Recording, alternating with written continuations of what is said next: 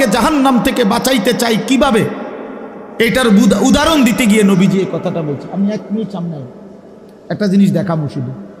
মানে আমি ওনারে মহব্বত করি, তা আমি ওনার হাত ধরে বললাম, ভাই আপনার আমি হাতে ধরে বললাম, আপনি যায়েন না, ওইটা আগুন, আপনি ধ্বংস হয়ে যাবেন। উনি ঝটকা দিয়ে আমার হাত ছাড়াই নিল, এটা সম্ভব? আমি ওনার ঘাড়ে হাত দিলাম, কাঁধে হাত দিলাম, ভাই আল্লাহর দোহাই আপনি যাইয়েন না, ধ্বংস হয়ে যাবেন, ওইটা আগুন। উনি আমার কাঁধের থেকে হাত সরাইয়া ফেলে দিল, এটাও সম্ভব। কিন্তু আমি যখন ভালোবাসার কারণে আমার সিদ্ধান্ত আমি তাকে বাঁচাবই, আমার ভাইকে, তখন আমি তার কোমরে জড়াইয়া ধরলাম, জড়াইয়া কোমরে ধইরা বললাম, না ভাই আমি তোমাকে ওই আগুনে পড়তে দিব না, আমি যাইতে দেব না তোমারে। আল্লাহর কসম নবীজি বলছে, উম্মত আমি আমার এক এক উম্মতকে কোমরে জড়াইয়া ধইরা জাহান্নামের আগুন থেকে বাঁচাইতে চাই। কোমরে জড়াইয়া ধরলে ছুটা বড় কঠিন, কঠিন না? হাতে না ছাড়াই দিলেন, কাঁধের হাতে না ফেলে দিলেন, কিন্তু কোমরে জড়াইয়া ধরলে কেমনে ছাড়বেন? তো নবী এটা বলছে, ওয়া আনা আখিযুন বিহুজাজিকুম, আমি তোমাদেরকে কোমরে জড়াইয়া ধরে চাই, তবু আমার উম্মত বেঁচে যাক, আমার এক এক উম্মত বেঁচে যাক, জাহান্নাম থেকে বাঁচো। আমার দোস্ত, আমার বাপ, আমার ভাই ফিরতেই হবে, জাহান্নাম থেকে বাঁচতেই হবে। দোস্ত বিষয়টা মামুলি মনে করেন, এটা একটা ওয়াজ করছি এই জন্য, আর 10 জন বক্তা ওয়াজ করছেন, আমিও করছি না রে ভাইয়া, এই জন্য না। সারাটা দিন রাত এই দৌড়ের উপরে থাকি, দৌড়ের উপরে থাকি। এই জন্য বললাম আমরা এক ফিকির, আমাদের আপনাকে এটা ভাবতে হবে, জাহান্নাম থেকে বাঁচতেই হবে বন্ধু। কোরআনে আল্লাহ বারবার একটা কথা বলছে নবীজিকে, আমাদের নবীকে পর্যন্ত আল্লাহ বলছে, বন্ধু ওমা আদরাকা মা হিয়া, এই বন্ধু জাহান্নামের আগুন কেমন আপনি জানেন? নবীজিকে বলছে আল্লাহ। নারুন হামিয়া, বন্ধু আপনাকে বলছি, লেলিহান আগুনের ধাউ ধাউ শিখা জাহান্নামের আগুন। ওমা আদরাকা মাল হুতামা, আল্লাহ বলছে বন্ধু হুতামা নামক জাহান্নামের আগুন কেমন জানেন? তো নবীজিকে আল্লাহ বলছে নারুল্লাহিল মুকাদা, আল্লাহ বলছে নবী আমি আমার কর্মচারী দিয়ে আগুন লাগাই নাই, আমি আমার কাজের লোক দিয়ে আগুনটা লাগাই নাই, আমি আল্লাহর হাতে লাগানো জাহান্নামের আগুন, এই আগুন আমি লাগাই দিছি। নারুল্লাহ, আমার হাতে জ্বালানো আগুন। আল্লাতী তাত্তাদিউ আলাল আফইদা, আল্লাহ বলে বন্ধু জাহান্নামের আগুনের প্রথম ফোঁটা, প্রথম স্পর্শ যখন জাহান্নামের আগুনের লাগবে, ছুঁইবে, সাথে সাথে নাফরমানের পুরা দেহ, ভিতরের সমস্ত অঙ্গ প্রত্যঙ্গ, কলজা সুদ্ধা একই মুহূর্তে জ্বালাইয়া ফেলবে। দুনিয়ার আগুন কখনোই এভাবে জ্বলে না। দুনিয়ার আগুন এক সাইড থেকে জ্বলতে থাকে, চেষ্টা করে লাফালাফি করলে, দৌড়ঝাঁপ করলে, ইচ্ছা করলে হয়তো বাঁচানো যায়।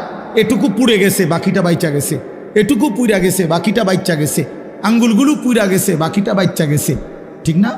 দুনিয়ার আগুন এরকম ধীরে ধীরে পড়ে, ধীরে ধীরে ধীরে ধীরে। কিন্তু আল্লাহর কসম, আল্লাহ কোরআনে বলছে জাহান্নামের আগুন যখন প্রথম সেকেন্ড স্পর্শ করবে, কলজা সুদ্ধা ভেতর বাহির পুরাটা একসাথে প্রথম মুহূর্তেই জ্বালায় ফেলে। লাভ দিবেন, দৌড়াবেন না, ইন্নাহা আলাইহিম মুসাদা ফি আমাদিম মুমাদ্দাদা, আল্লাহ বলেন আগে জাহান্নামের মোটা খুঁটিতে বান দেওয়া হবে, এরপরে আগুন জ্বালানো। হ্যাঁ, এটা কোরআন শরীফের আয়াত। খুযুহু ফাগুল্লু, আল্লাহ বলে ফেরেশতাদেরকে জাহান্নামীকে ধরো এবং বাঁধো, সুম্মাল জাহিমা সাল্লু, এরপরে লাথি দিয়া জাহান্নামে ছুঁড়ে মারো। কোরআন শরীফের আয়াত। খামখেয়ালি করেন না ছেলেরা, খামখেয়ালি করেন না। হ্যাঁ, একটা মোবাইল, একটা নারী, একটা ছবি, একটা উলঙ্গ দৃশ্য, দোস্ত এটুকুতে এমন সুন্দর জীবন নষ্ট করে দিও না। একটা মোটর সাইকেল দিয়া জিন্দিগি শেষ করে দিও না। মোটর সাইকেল একটা পাইলে কুত্তার মতো এটারে চালা, এমন জোরে ছাড়ে এটারে, মনে হয় যেন কুকুরে কামড় দিছে, এই জন্য এটা এত জোরে ছাড়ছে। আশ্চর্য, এটা কি ব্যারাম? এটার কোনো যুক্তি তো থাকতে হবে, বলেন, একটা যুক্তি তো থাকা চাই। তুমি এত জোরে ছাড়লা, তুমি তো একটু পরে কাবার্ডের সাথে লরির সাথে একটা ধাক্কা খাইয়া তোমার মাথা ফাইটা যাবে, তোমার পাওটা ভাঙ্গে যাবে, এইটাও বোঝেন। আর যদি বলে যে এত জোরে চালাইছি মাইনসে যাতে দেখে, তো মাইনসে বা দেখবো কেমনে? দেখতে দেখতে তো তুমি নিমসা। মা কথা বোঝেন না। আমি মনে করেন মাত্র পজিশন নিলাম যে আমি সামু হেতের মোটর সাইকেলটা, হেতে তো গেছে গা চান্দিরা, তা আমি কেমনে দৌড়ামো তোমার ভিসি ভিসিটা চাইতাম বললে তোমার এই কারবারটা? তো এটা সাহেকে একটা বিকৃত মস্তিষ্ক ছাড়া, অসুস্থ মানসিকতা ছাড়া আর কিচ্ছু না। হ্যাঁ হ্যাঁ, আওয়াজ, এটার আওয়াজ, এটা চ্যালেঞ্জার 5, এটা খুইলা, এটা একেবারে বিভৎস। মানে ইচ্ছা করে এত বড় শব্দটাকে যার পছন্দ হয়, আমার নিশ্চিত তার সিরা গেছে, তার মাথার তার অন্য কেউ সিরা লাইছে, এটা নিশ্চিত, কোনো সন্দেহ নেই, কোনো সন্দেহ, কোনো সন্দেহ, হ্যাঁ হ্যাঁ, কোনো সন্দেহ নেই। এর জন্য হের মাথার তার সিরা লাইছে দেখে সে মোটর সাইকেলের তার সিরা লাইছে। হ্যাঁ হ্যাঁ, দোনোটা মাতাল। নাউজুবিল্লাহ, নাউজুবিল্লাহ। আল্লাহ পাক আমাদেরকে বিবেক দান করেন, ইনসাফ দান করেন। এজন্য আল্লাহর কাছে চাইতে হয় তৌফিক। আল্লাহুম্মা আইন্নি আলা যিকরিকা ওয়া শুকরিকা ওয়া হুসনি ইবাদাতিক। আপনার ছেলেটা নামাজ পড়ে না চাচা, কয়দিন চাইছেন এটা? আল্লাহর কাছে চাইছেন কয়দিন? চোখের পানি ফেলছেন কয়দিন? অঝরে কাঁদছেন কয়দিন? ছেলের বিদেশের লাইগা কতজন হুজুরে কইছেন? ফুলার নামাজের লাইগা কয়জন হুজুরে কইছেন? বলেন। দোতলার ছাদ ডালাই এটা কইছেন কতজনের? রে ভাই দোয়া করো, দোতলার ছাদ ডালাই খাস একটা দোয়া করো। কিটা খাস দোয়া? কিটা আবার ছাদ ডালার মধ্যে আবার খাস দোয়া কি? মানে যাতে করে এমন ভাবে ডালাই হয়, ডালার লগে যেন নিচের দিকে ছাদ দিয়ে হয়ে যায়। খাস দোয়া না এটা, একেবারে জাঁতা দিয়ে যেন এটা নিচের দিকে যায়, এটা যেন ডাইবা যায় আর কি। শক্তর সাফে এমন শক্ত যেন হয় যেন এটা সাফের লগে ডাইবা যায় নিচে। দুনিয়া নিয়ে এই পরিমাণ দোয়া চাইলেন, আখেরাতের দোয়া কই চাইলেন? কয়দিন বলছেন হুজুর দোয়া করেন বিবি যেন পর্দানসীন হয়, ছেলেটা যেন নামাজি হয়, মেয়েটা যেন চরিত্রবান হয়, ছেলের বউ যেন নেককার হয়, নাতি নাতনি যেন কোরআন পড়নেওয়ালা হয়। কয়দিন বলছেন? আখেরাত চাইলেন কয়দিন? দুনিয়া চাইলেন কয়দিন? কয়দিন চাইলেন? এই জন্য ইনসাফের সাথে ভাববেন।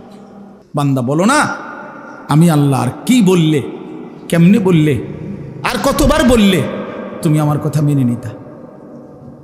অতএব বাপ যারা নামাজ পড়েন না, নওজোয়ান ভাই তোমরা যারা নামাজ পড়ো না, দোস্ত ইনসাফের সাথে এই রাত অন্ধকারে একাকী একটা মিনিটের জন্য হইল যদি মায়ের বুকের দুধ পান করে থাকো ভাইয়া, তো একবার হলো, যদি মুসলমানের ঘরে জন্ম নিয়ে থাকো বন্ধু, একবার হইলো ভাইবো যে তোমার আল্লাহ তোমার কাছে জানতে চাইছে যে বান্দা আমি আর কতবার বললে, আমি আর কত পারা নাজিল করিলে। আমি 23 বছর বলে গেলাম, 23 বছর বলার পরও যেহেতু হয় নাই, তুমি বলে দাও বান্দা আমি আল্লাহ আর কতবার বললে, কত বছর বললে তুমি আমাকে মেনে নিতা, আমার কথাগুলো মেনে নিতা। কি বলবেন? হ্যাঁ, কি জবাব দিবেন বলেন? জবাব দেন। বেনামাজি জবাব দেন, সুদখোর জবাব দেন, এই হারামখোর জবাব দেন, বলেন। আর কত বছর বললে, কতবার বললে সুদ ছেড়ে দিতেন, আর কতবার বললে মিথ্যা ছেড়ে দিতেন। যেই বোনেরা বেপর্দা, ওই বেহায়া বেপর্দা নারীকে জিজ্ঞাসা করেন, এই অসভ্য বেহায়া নারী, আর কতবার বললে তুই পর্দা করতি বোন, বল, বলে। আহা, কিভাবে সম্ভব? আমি জিন্দেগিতে বহুত চিন্তা করে দেখছি, আমি বহুত ভাবছি, বিশ্বাস করেন। একটা মুসলমানের বাচ্চা মুসলমানের ঘরে জন্ম নিয়া, মুসলমান পরিচয় দিয়া, খোদার 365 দিনে এক বছর কোনো দিন ফজরের নামাজ একদিনও পড়ল না, মুসলমানের বাচ্চা এত বড় জানোয়ার কেমনে হইল?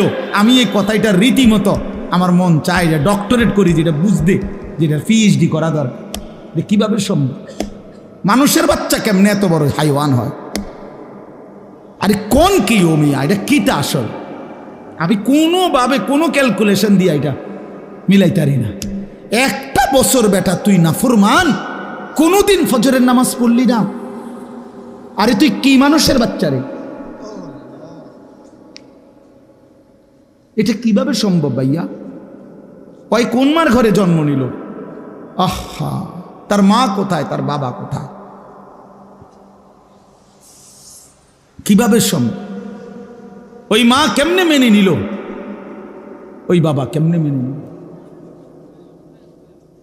16 বছর 18 বছর আপন ঘরে, মা বাবার ঘরে ঘুমায় সন্তান, কোনো দিন ফজরের নামাজ পড়ে না। মায়ের চোখেও এক ফোঁটা পানি নাই, বাবার চোখেও এক ফোঁটা পানি নাই। আহা, মা বাপ কেমনে মেনে নিল? সন্তানে বা কেমনে মেনে নিল? এভাবে কেমনে আল্লাহকে ভুলে গেল? ইয়া আইয়ুহাল ইনসান মা গাররাকা বিরাব্বিকাল কারীম। রব্বুল আলামিন বলে, বান্দা, হে মানুষ, আমার মতো দয়ালু মেহেরবান মনিব থেকে কে তোমাকে ধোঁকা দিল? কে দিল? এত বড় আসমান দিয়ে আমি আল্লাহ সাজাইলাম, এত বড় জমিন আমি আল্লাহ তোমার জন্য বিছিয়ে দিলাম, এত বড় কায়নাত আমি রব্বুল আলামিন বানাইলাম, বিনিময়ে আমি বুঝি একটা সেজদা পাইলাম না? কেমনে পারলা বান্দা? মা গাররাকা বিরাব্বিকাল কারীম। আল্লাহ বলে, বান্দা, কে তোমারে ধোঁকা দিল? বান্দা, এমন কোন বন্ধু পেলে, এমন কাকে পেয়ে গেলা বান্দা, যাকে পেয়ে তুমি আমার মতো মালিককে ছেড়ে দিলা? 7 আসমান দিয়ে 7 জমিন দিয়ে 24 ঘন্টা নিঃশ্বাস দিলাম, চোখ নাক কান দেহ অঙ্গ প্রত্যঙ্গ সচল রাখলাম, এত কিছুর বিনিময়ে আমি বুঝি তুমি বান্দার দিল মন পাইলাম না, তোমার বুঝি দিল গলাইতে পারলাম না? আহা, হায় হায়। 1 মিনিট ভাইবে, কোনো এক বেনামাজি কেউ যদি এখানে থাকো ভাই, 1 মিনিট ভাইবে, আজকেই ভাইবে, ঘুমাইবার আগেই ভাইবে। নবীজি জিজ্ঞেস করবে, উম্মত, আমি 23 বছর উম্মত। হাসরের ময়দানে নবী বলবে, আমলনামা দেখাইয়া বলবে, প্রত্যেককে সুপারিশের জন্য নবীজির কাছে চাইতে হলে আমলনামা জমা দিতে হবে। ওমা, সুপারিশের কোনো কাগজপত্র নাই, কথা কোনা, কোনো নিয়ম কানুন নাই নাকি? হ্যাঁ, কোনো ফাইল জমা দিতে হবে না তো নবীজি তো দেখবে।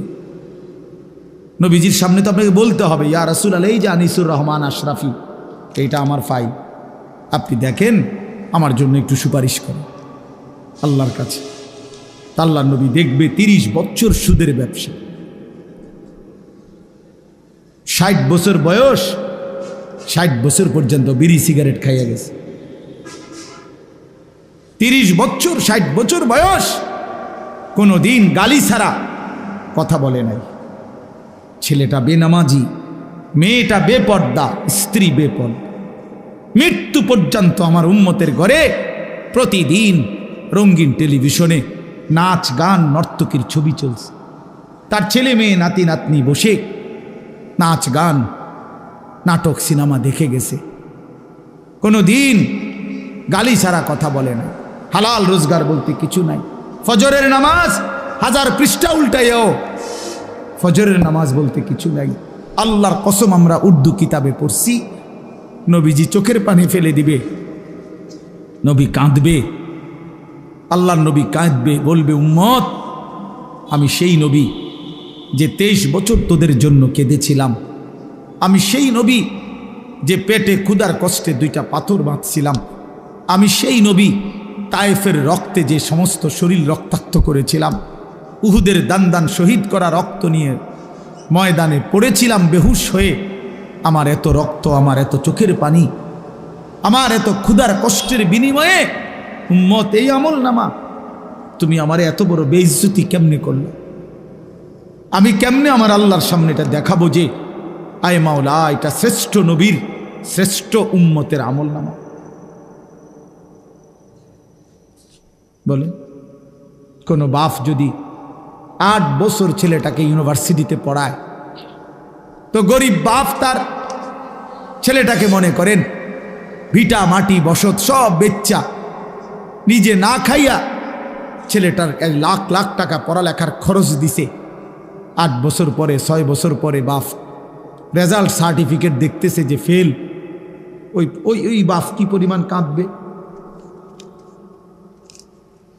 ওই বাপ কি পরিমাণ কাঁদবে।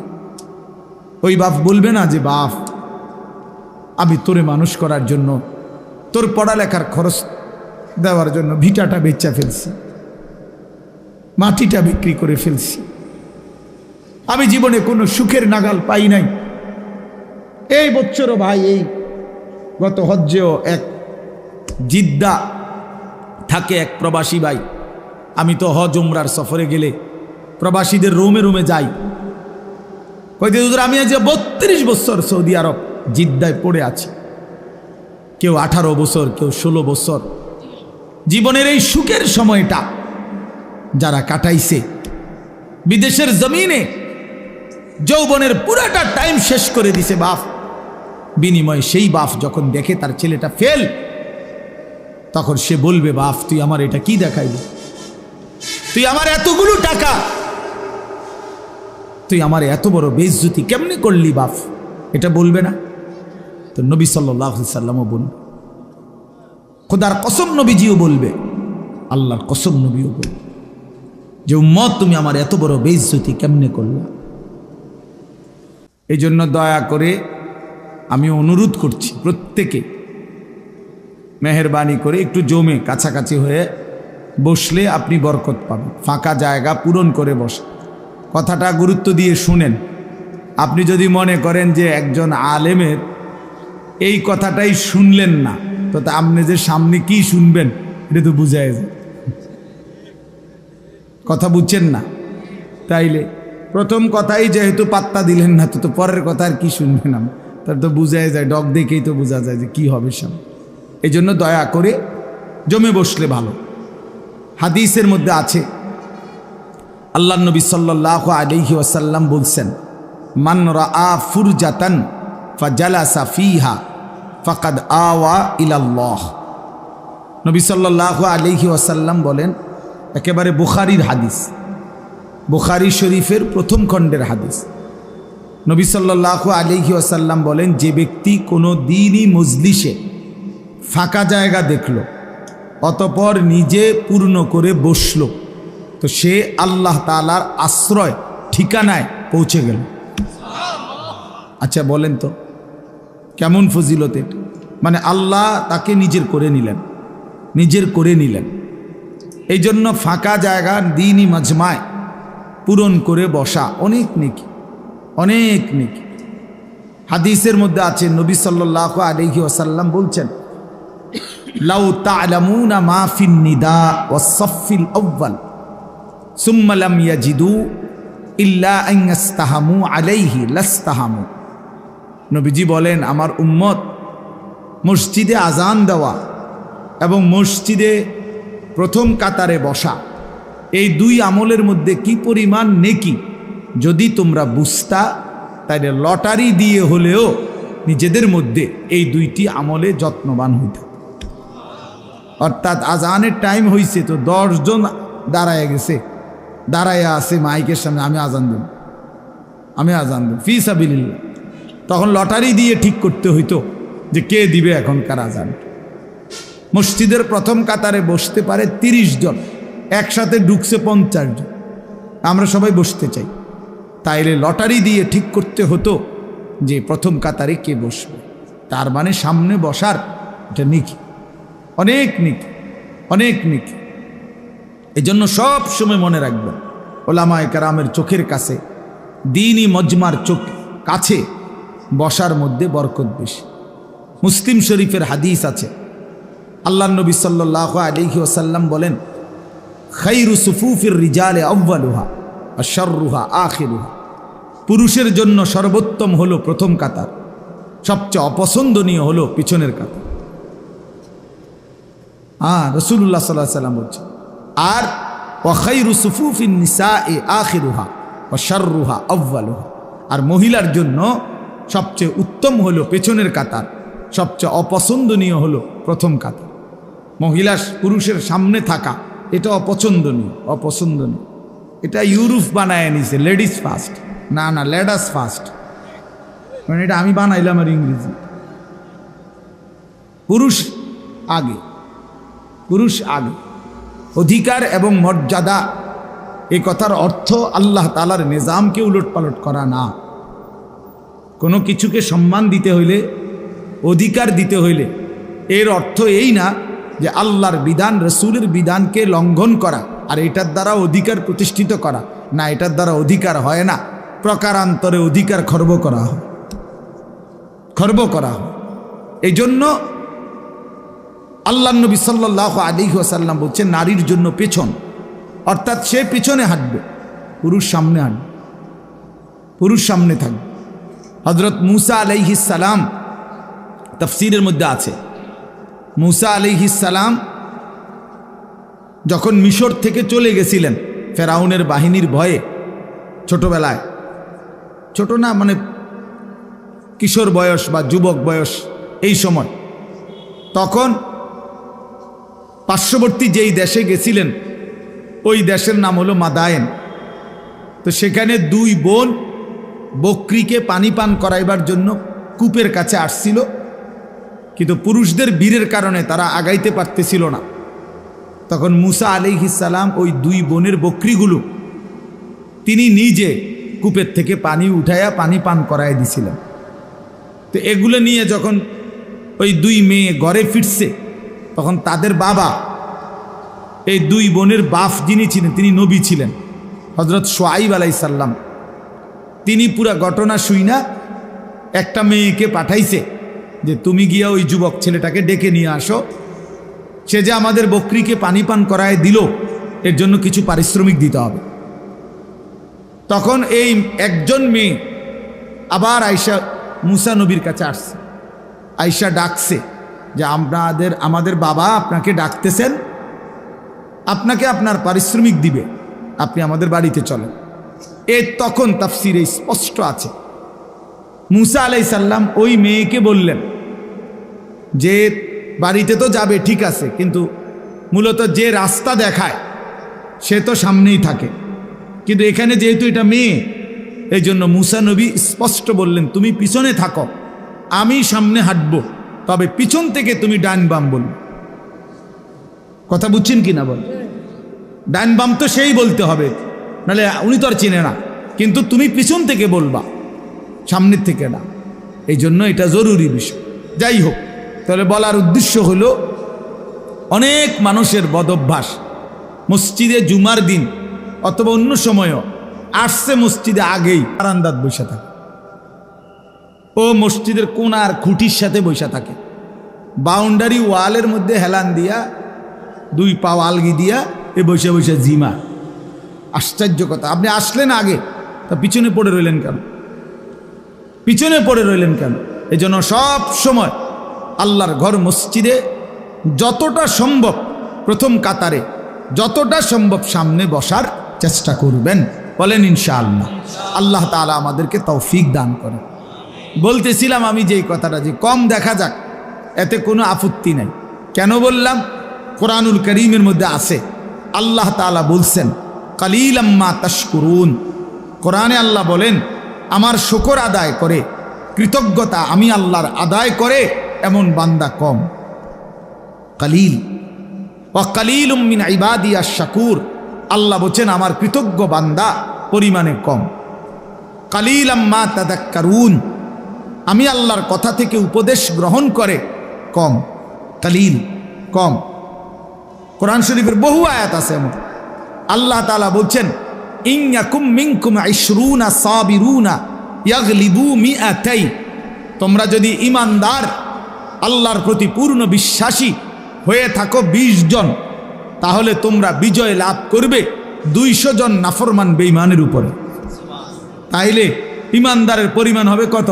বেশি না কম? কম। এই যে 20 জন কইল, কিন্তু বিজয় লাভ করবে 200 বেঈমানের উপর, 200 নাফরমানের উপর। কোরআন শরীফে আল্লাহ বলছেন, কাম মিন ফিআতিন কালিলাতিন গালাবাত ফিআতান কাসীরা, অল্প সংখ্যক ইমানদারি বিজয় লাভ করে বেশি সংখ্যক বেঈমানের উপর। এজন্য দোস্ত, এজন্য বাপ, এটা ভাবা উচিত। সংখ্যা নিয়ে কোনো বিষয় না। সফলতা কিংবা ব্যর্থতার জন্য, কোরআন সুন্নাহর দৃষ্টিতে সফলতা বা ব্যর্থতার জন্য সংখ্যা কোনো বিষয় নয়।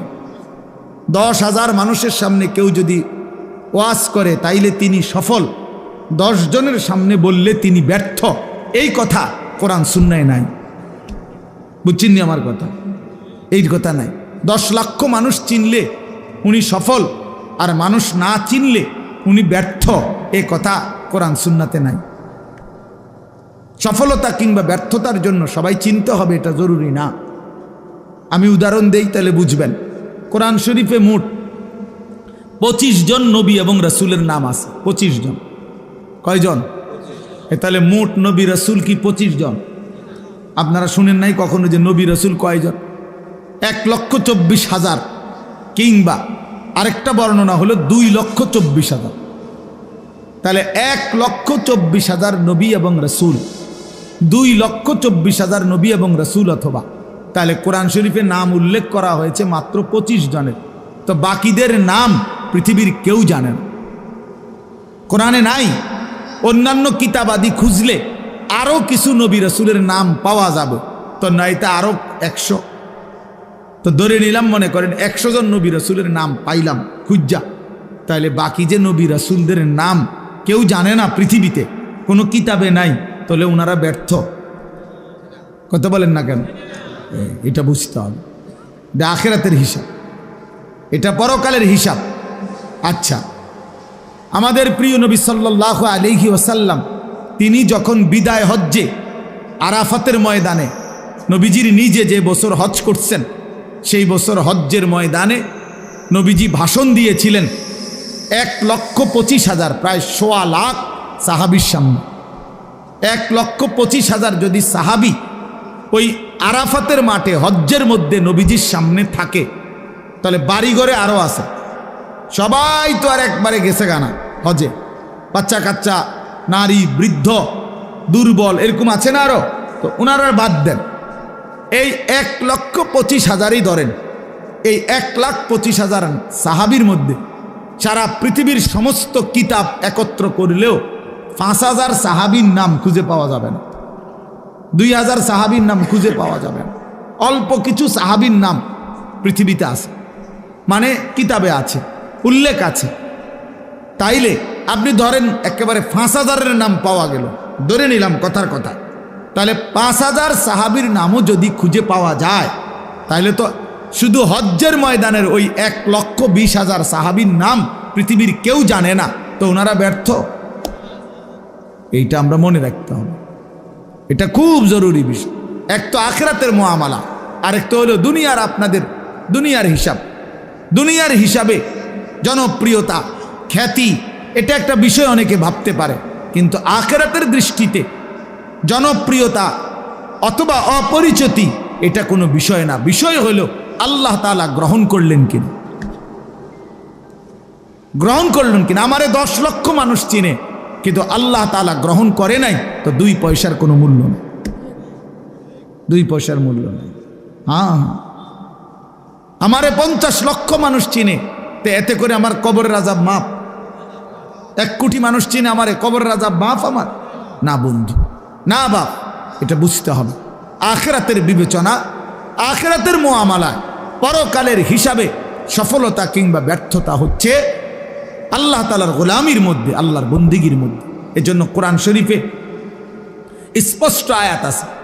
আপনারা দেখবেন অনেক মানুষ জানাজা যখন হয়, আমাদের এই যে ভাইরা যারা রাজনীতি করে, ওনারা সবাই জানাজার মাঠে উপস্থিত থাকে, বক্তব্যও দেয়, এবং অনেক মানুষও, সমাজের মান্যগণ্য ব্যক্তিরাও লাশের সামনে 1 মিনিট 2 মিনিট বক্তৃতা দেয়।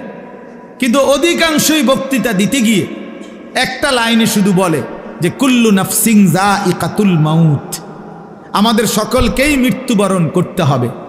কিন্তু মজার বিষয় হলো কোরআন শরীফের যত জায়গায় এই কথাটা আছে, এতটুকু বলে কোনো জায়গায় আল্লাহ কথা শেষ করে নাই। বুঝেন নাই আমার কথাটা? সকলকেই মৃত্যুর স্বাদ গ্রহণ করতে হবে, এরপরে কথা শেষ, একটা দাড়ি, এমন না। প্রত্যেক আয়াতে এই কথার সাথে আরো কথা আছে।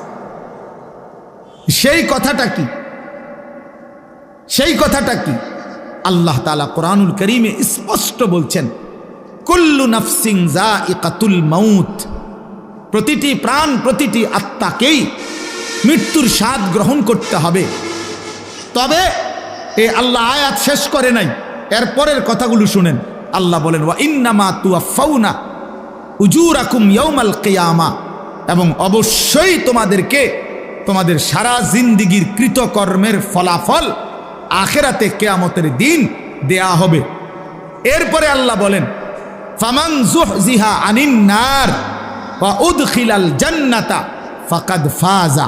বাপ মনোযোগ দিয়া শুনেন, অল্পই শুনেন, দিল দিয়া শুনেন, একজনই শুনেন, আমার কোনো অসুবিধা নেই। আমি তো আর প্রার্থী না, কাজের সমস্যা নাই, আমার কোনো এত সমর্থনের কি আছে যে আমি সবাই আমার ভোটার হাইতে হইব, এমন কিচ্ছু না। তা কাজে একজনই শোনেন। তাই এই জন্য বললাম যে আল্লাহ তাআলা বলেন, ফামান যুহজিহা আনিন নার ওয়া উদখিলাল জান্নাতা। আল্লাহ বলেন, আখিরাতের ময়দানে, হিসাবের মাঠে যাকে জাহান্নাম থেকে মুক্তি দেয়া হবে এবং জান্নাতে প্রবেশ করানো হবে, খোদার কসম আল্লাহ বলেন, ফাকাদ ফাজা, সেই কেবল সফল হলো, সেই কেবল কৃতকার্য হলো, সেই কেবল কামিয়াব হলো। এরপরও শেষ হয়েছে না কথা, আরটু রয়েছে। এরপরে আল্লাহ বলেন, অতএব তোমরা যদি জানতে চাও বান্দা, তাহলে দুনিয়ার সফলতা ব্যর্থতা এটা। আল্লাহ বলেন, ওয়ামাল হায়াতুদ দুনিয়া ইল্লা মাতাউল গুরুর। এই বান্দা মনে রেখো, দুনিয়ার জীবন শুধুই ধোঁকা, ধোঁকা, ধোঁকা, ধোঁকা, ধোঁকা, এটা ধোঁকা। দুনিয়া ধোঁকা। আল্লাহ বানানেওয়ালা যিনি, তিনি বলছেন এটা ধোঁকা। যিনি সৃষ্টিকর্তা তিনি বলছেন, কোম্পানি বলছে এটা 2 নম্বর। আপনি কীর্তেন কোন গাছ জোরে, এটা 1 নম্বর। কোম্পানি প্রোডাক্ট করে, যে উৎপাদন করছে যিনি, উনি বলছে এটা খেলনা, আপনি কীর্তেন কোন এটা আসল। যিনি বানাইছেন তিনি আল্লাহ, তিনি বলছেন, ওয়ামা হাদিহিল হায়াতুদ দুনিয়া ইল্লা লাহবুন ওয়া লাইব। বান্দা, দুনিয়া আমি বানাইছি, আমি জানি আমি কি বানাইছি। আল্লাহ বলে, দুনিয়ার জীবন শুধুই তামাশা, শুধুই খেলাধুলা। লাহবুন লাইবুন, খেলাধুলা, তামাশা, মালাঠোলা। মালাঠোলা ছোটবেলায় আমরাও মালাঠোলা খেলছি, ছোটবেলায় আমরাও মালাঠোলা খেলছি।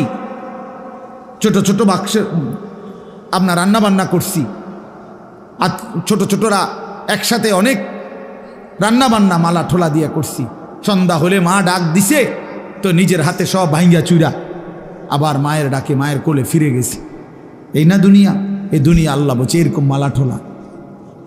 অতএব বাপ, এই কথাটা আমরা মনে রাখতে হবে, সফলতা কিংবা ব্যর্থতা ফায়সালা হবে হাসরের ময়দান। ऐसे रहे या वैसे रहे वहाँ देखना फिर कैसे रहे। এভাবে থাকেন আর ওইভাবে থাকেন, দুনিয়া একভাবে পার হয়েই যাবে, কিন্তু দেখার বিষয় হলো ওয়াহা দেখনা ফের कैसे रहे, সেখানে কেমন থাকবেন ওটা হলো দেখার বিষয়। এখানে হাসলেও মরে যাবেন, এখানে কাঁদলেও মরে যাবেন।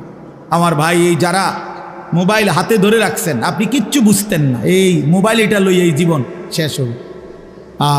এই জিন্দিগি এই মোবাইলের উপরে শেষ। এই অসভ্যতাই জীবন শেষ, কিচ্ছু বোঝে না। ওই যে ভাই নিজে নিজে হাসে, এইটাই জিন্দিগি, এটা এক খামখেয়ালির জিন্দিগি। মনে রাখি, এই মোবাইলের আসক্ত জীবন কোনো দিনও সুখকর হয় না, সুখকর হয় না। এই মানুষটার জীবনের কোনো এক পর্যায়ে কোনো সেন্স কাজ করে না। সে 24 ঘন্টা জিন্দিগির সমস্ত আশা আকাঙ্ক্ষা, আবেগ, অনুভূতি, ইচ্ছা, অভিপ্রায় সব মোবাইলের মধ্যেই খুঁজে। হাসেও মোবাইলে, কান্দেও মোবাইলে, জীবনের সব কিছুর সফলতা খোঁজে মোবাইলে। অনেক মানুষ আমার ছবিটা দেখছে, অতএব আমি সফল। এটা ঠিক মতো সবাই দেখে নাই, অতএব আমি ব্যর্থ। সবাই আমারে চিনছে মোবাইলের মাধ্যমে, অতএব আমি সফল। এবার যেমনিও একটা লারা দিতে হইলে একটা মানুষ চিনলেই এটা যেমনি পাঞ্জাবি ফিন্দা হোক কুল্লা হোক, বুঝেন না কথা? একার ডাইরেক্ট রাস্তার মাঝখান দিয়ে আটটা হোক, অসুবিধা কি? চিনছে তো মানুষ না রে ভাইয়া, রাগ হইয়েন না। এই কোনোভাবে মনোযোগ হয় না, এই জিন্দিগি সুন্দর হয় না বাপ, এই জীবন সুন্দর হয় না। এমনি এমনি চলে যায়, দিন নাই, রাত নাই, সকাল নাই, দুপুর নাই, সন্ধ্যা নাই। এটা কেমন জিন্দিগি ভাই? এই কেমন জীবন? 24 ঘন্টা মোবাইল, 24 ঘন্টাই মোবাইল, এই কেমন জিন্দিগি? এই পৃথিবীতে আর কোনো কাজ নাই? এই পৃথিবী গড়ারও কোনো প্রয়োজন নাই, আখেরাত গড়ারও প্রয়োজন। আমরা কিতাব পড়ছি, আমার কাছে আরবি কিতাব আছে, কিমাতুজ জামান ইনদাল উলামা। এই কিতাবের মধ্যে আছে মানে ওলামায়ে কেরামের নিকট সময়ের মূল্য। তো এই কিতাবে আমরা পড়ছি, এক বুজুর্গকে এক সাধারণ মানুষ আইসা বলছে, হযরত আপনার সাথে আমি একটু কথা বলবো। তিনি বললেন, কোনো প্রয়োজনীয় মাসআলা? বললেন না, এমনি একটু কথা বলতাম। তখন উনি বললেন যে, তাহলে তুমি সূর্যের গতিকে কিছুক্ষণের জন্য থামায় রাখো, যতক্ষণ তুমি কথা বলতে চাচ্ছ। যদি তুমি সূর্যের গতি থামাইতে পারো তাইলে আমি রাজি আছি, আর যদি না পারো তাহলে তুমি আমার হায়াতের এই আধা ঘন্টা কেন নষ্ট করবে? এই সময় তো আমার, এই 20 মিনিট তো তোমার গেলে আমারও যাবে, 30 মিনিট তো তোমার গেলে আমারও যাবে, তুমি কেন নষ্ট করবে আমার এই হায়াত? বলেন, এইভাবে ভাবতেন ওনারা, এইভাবে ভাবছেন। প্রতি সেকেন্ড আমার থেকেই যায়। ইরতাহালাতিদ দুনিয়া মুদবেরা ওয়ারতাহালাতিল আখিরাতু মুকবিলা। নবী সাল্লাল্লাহু আলাইহি ওয়াসাল্লাম বলছেন, উম্মত, প্রতি মুহূর্তে, প্রতি সেকেন্ডে দুনিয়া তোমার পিছনে যায়, আখিরাত তোমার আগে আসে। এক এক ঘন্টা যাচ্ছে মানে আমার দুনিয়া যাচ্ছে, প্রতি ঘন্টা যাচ্ছে মানে আমার আখিরাত আগাচ্ছে। আমি কবরের দিকে আগাইতেছি, আমি আখিরাতের দিকে আগাইতেছি। ফাকুনু আবনা আল আখিরা ওয়ালা তাকুনু আবনা আদ দুনিয়া। নবী সাল্লাল্লাহু আলাইহি সাল্লাম বলেন, অতএব আখিরাতের সন্তান হও, দুনিয়ার সন্তান হইও না। অর্থাৎ নবীজি বলছেন, উম্মত, আখিরাতের পরিচয়ে পরিচিত হও, শুধু দুনিয়ার পরিচয়ে পরিচিত হইও না। শুধু ডাক্তার, শুধু ইঞ্জিনিয়ার, শুধু ব্যারিস্টার, শুধু উকিল, শুধু চাকরিজীবী, শুধু ব্যবসায়ী, শুধু রাজনীতিবিদ, শুধু শুধু এতটুকুই, শুধু একটা দুনিয়ার পরিচয়, ড্রাইভার, শুধু কুলি, শুধু দিনমজুর, শুধু কৃষক, এ তো দুনিয়ার পরিচয়। আল্লাহর নবী বলছেন, আখিরাতের পরিচয়ে পরিচিত হও। লোকে যেন বলে সে নামাজি, সে চরিত্রবান, সে দিনদার, সে আখলাকওয়ালা, সে মসজিদকে ভালোবাসে, মাদ্রাসাকে ভালোবাসে, ওলামায়ে কেরামকে ভালোবাসে। হ্যাঁ, বছর শেষে হিসেব করে জাকাত দেয়, বা জামাত মসজিদে নামাজ পড়ে, রমজানে রোজা আদায় করে, হালাল হারামের পার্থক্য মেনে চলে। লোকে যেন বলে দিনদার, লোকে যেন বলে ফরহেজগার, লোকে যেন বলে আল্লাহওয়ালা। খোদার কসম, নবী বলছে, উম্মত, এমন পরিচয়ে পরিচিত হও। শুধু দুনিয়ার পরিচয় লাগাইও না, শুধু দুনিয়ার পরিচয়ে পরিচিত হইও না। এই জন্য আমার বাপ, আমি আমার এই কথাটা বললাম, সফলতা কিংবা ব্যর্থতার জন্য এটা কোনো বিষয় না, বিষয় হলো আখিরাত। ফামান যুহজিহা আনিন নার ওয়া উদখিলাল জান্নাহ ফাকাদ ফাজা। আল্লাহ কোরআনে বলছে, যাকে জাহান্নাম থেকে মুক্তি দেয়া হলো, জান্নাতে প্রবেশ করানো হলো, সেই সফল হলো। কাদ আফলাহাল মুমিনুন, আল্লাহ বলেন ঈমানদারগণ সফল হয়েছে। কেন? আল্লাযীনা ইয়ারিসুনাল ফিরদাউসা। এই যে আল্লাহ সরাসরি কোরআনে বলছে, কেন মুমিন সফল হয়েছে? আল্লাহ বলে, কারণ তারা জান্নাতুল ফিরদাউসের উত্তরাধিকারী হবে।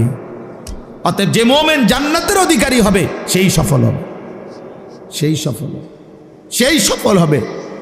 ওয়াকালুল হামদুলিল্লাহিল্লাযী আযহাবা আন্নাল হাযান ইন্না রব্বানা লাগফুরুন শাকুর। আল্লাহ বলে জান্নাতি বান্দা জান্নাতে ঢুকে বলবে, আল্লাহ আপনার প্রশংসা করছি, আজকে আমার জীবনের যত দুশ্চিন্তা চিরতরে শেষ হলো, আজ আমি জান্নাতে ঢুকলাম। মোমেন থামবে সেদিন, জান্নাতে ঢুকবে যেদিন। মোমেন তৃপ্ত হবে সেদিন, জান্নাতে যাবে যেদিন। মোমেনের জিন্দিগির সমাপ্তি হবে, সমস্ত চিন্তা ফিকির পেরেশানি, সমস্ত অস্থিরতা, সমস্ত মেহনত, সমস্ত টেনশনের সমাপ্তি হবে সেদিন, খোদার জান্নাতে ঢুকবে যেদিন। এজন্য বাপ বুঝতে শিখেন, আমিও আপনিও, আমিও আপনিও, আপনিও। দুনিয়া বাদ দিতে বলি না, কোরআনুল কারীমের মধ্যে আল্লাহ তাআলা বলছেন, ওয়ালা তানসা নাসীবাকা মিনাদ দুনিয়া, বান্দা তোমার দুনিয়ার প্রয়োজন ভুলে যেও না। আমি তোমারে দুনিয়া ছাড়তে বলি না, দুনিয়া ছেড়ে দিলে তুমি আমল করবা কেমন? হায়াত না পাইলে বন্দিগি করবা কেমন? দুনিয়া বাদ দিতে বলে না, আখেরাতকে 24 ঘন্টা সঙ্গী বানাইতে বলছে, সঙ্গী বানাইতে বলছে। কোরআনে আল্লাহ দোয়া শিখাইছে, মুমিনের দোয়া। আপনারা সবাই পারেন এই দোয়াটা, সবাই এই দোয়াটা পারে। রব্বানা আতিনা ফিদ দুনিয়া হাসানা ওয়া ফিল আখিরাতি হাসানা ওয়া কিনা আযাবান নার। আয় আল্লাহ, আমি পুরা দুনিয়া চাই না, আল্লাহ আমি পুরা দুনিয়ার যা ইচ্ছা তাই চাই না। দুনিয়ার মধ্যে যা হালাল, যা পবিত্র, যা উত্তম, যা বৈধ, যা আপনার অনুমোদিত, আমাকে সেই হাসানা উত্তম যা তা দুনিয়ায় দেন, আখিরাতে যা উত্তম আপনি তা দেন, জাহান্নামের আযাব থেকে মুক্তি দিয়ে দেন। তাহলে দুনিয়া চাইতে নিষেধ করছে, উত্তমটা চাইবেন। আল্লাহ দুনিয়া দেন, তবে হালাল হারাম মিলাই আনা, হালাল দেন, জায়েজ না জায়েজ মিলাই আনা। সুদের টাকা, চুরির টাকা, কিস্তির টাকা, ঘুষের টাকা, ওজনে কম দেওয়া টাকা, বাটফারির টাকা, 3 নম্বরই টাকা, 6 নম্বরই টাকা, এমন টাকা দিয়েন না, মা লাগবে না। এমন দুনিয়া ছেড়ে দিলাম, এমন দুনিয়া ছেড়ে দিলাম। এজন্য বাপ, এটা ইনসাফের সাথে ভাবা উচিত। আপনাদেরকে বলি, একজনকেই বললাম, ফিকির কইরেন, ফিকির কইরেন। অনেক কিশোর যুবক ছেলে বুঝতেই চায় না, ওই মনে করে রং তামাশার এই জিন্দিগি এটাই শেষ, এটাই শেষ। সারা রাত নারী, ছবি, উলঙ্গ দৃশ্য, সারাদিন নিজের মতো করে আড্ডা দেয়। তার মনে যা চায়, চুল এমন রাখছো কা, আমার মন চাইছে। পরনের পোশাক এমন কেন, আমার মন চাইছে। ইউর উইশ ইউর লাইফ, তোমার চয়েস, তোমার লাইফ, তোমার পছন্দ, তোমার জীবন। বাহ, বেঈমানদের কথা এটা। ইউর লাইফ ইউর চয়েস, তোমার জীবন তোমার চয়েস, তোমার যেটা ভাল লাগে এটা করো। অন্য এখানে কি, অন্য এখানে কি? তোমার হিন্দু মেয়ে পছন্দ হয়েছে, ঠিক আছে। তোমার ইহুদি পছন্দ হয়েছে, হ্যাঁ ঠিক আছে। এখানে অন্য কি? তোমার যেটা ভাল লাগে এটা, তোমার যেটা মন চায় এটা, তোমার পছন্দই তোমার জীবন। খোদার কসম, কোরআন শরীফের আয়াত আছে বাপ, সূরা আরাফের মধ্যে আল্লাহ তাআলা বলছে, এই মনের ইচ্ছা মতো যে চলে, ওয়াত্তাবা হাওয়াহু, যে তার নফসের মনের চাহিদার অনুসরণ করে, আল্লাহর বিধান, রাসূলের বিধান, কোরআনের বিধান, ইসলামের বিধান, ধর্মের বিধান কিছুই যে মানে না, কোনো ধার ধারে না, পরোয়া করে না, পাত্তা দেয় না, আল্লাহর কসম, আল্লাহ কোরআনে বলছেন, ফামাসালুহু কামাসালিল কালব, ওই ব্যক্তির উদাহরণ, ওই ব্যক্তির জিন্দেগি কুকুরের মতো, কুত্তার মতো, কুত্তার মতো, কুত্তার মতো, কুত্তার মতো। দেখা ওই জিন্দেগি কুত্তার জিন্দেগি, ওই জিন্দেগি কুত্তার জিন্দেগি। আমি বললাম কোরআনের আয়াত এটা। যে জীবন, যে জীবন মালিকের গোলামি নাই, যে জীবন সৃষ্টিকর্তাকে মনে করায় না, যে জিন্দেগি বানানেওয়ালাকে মনে করায় না, 24 ঘন্টা নাফরমান চলে গেছে, একটা সেজদা দিতে পারলি না, তুই কোন মানুষের বাচ্চা? তুই বেটা, তুই কোন মার ঘরে জন্ম নিছত বেটা? তুই কোন মানুষের বাচ্চা বেটা? তুই কোন মুসলমানের বাচ্চা? তুই কে বললো তোরে মুসলমান বেটা?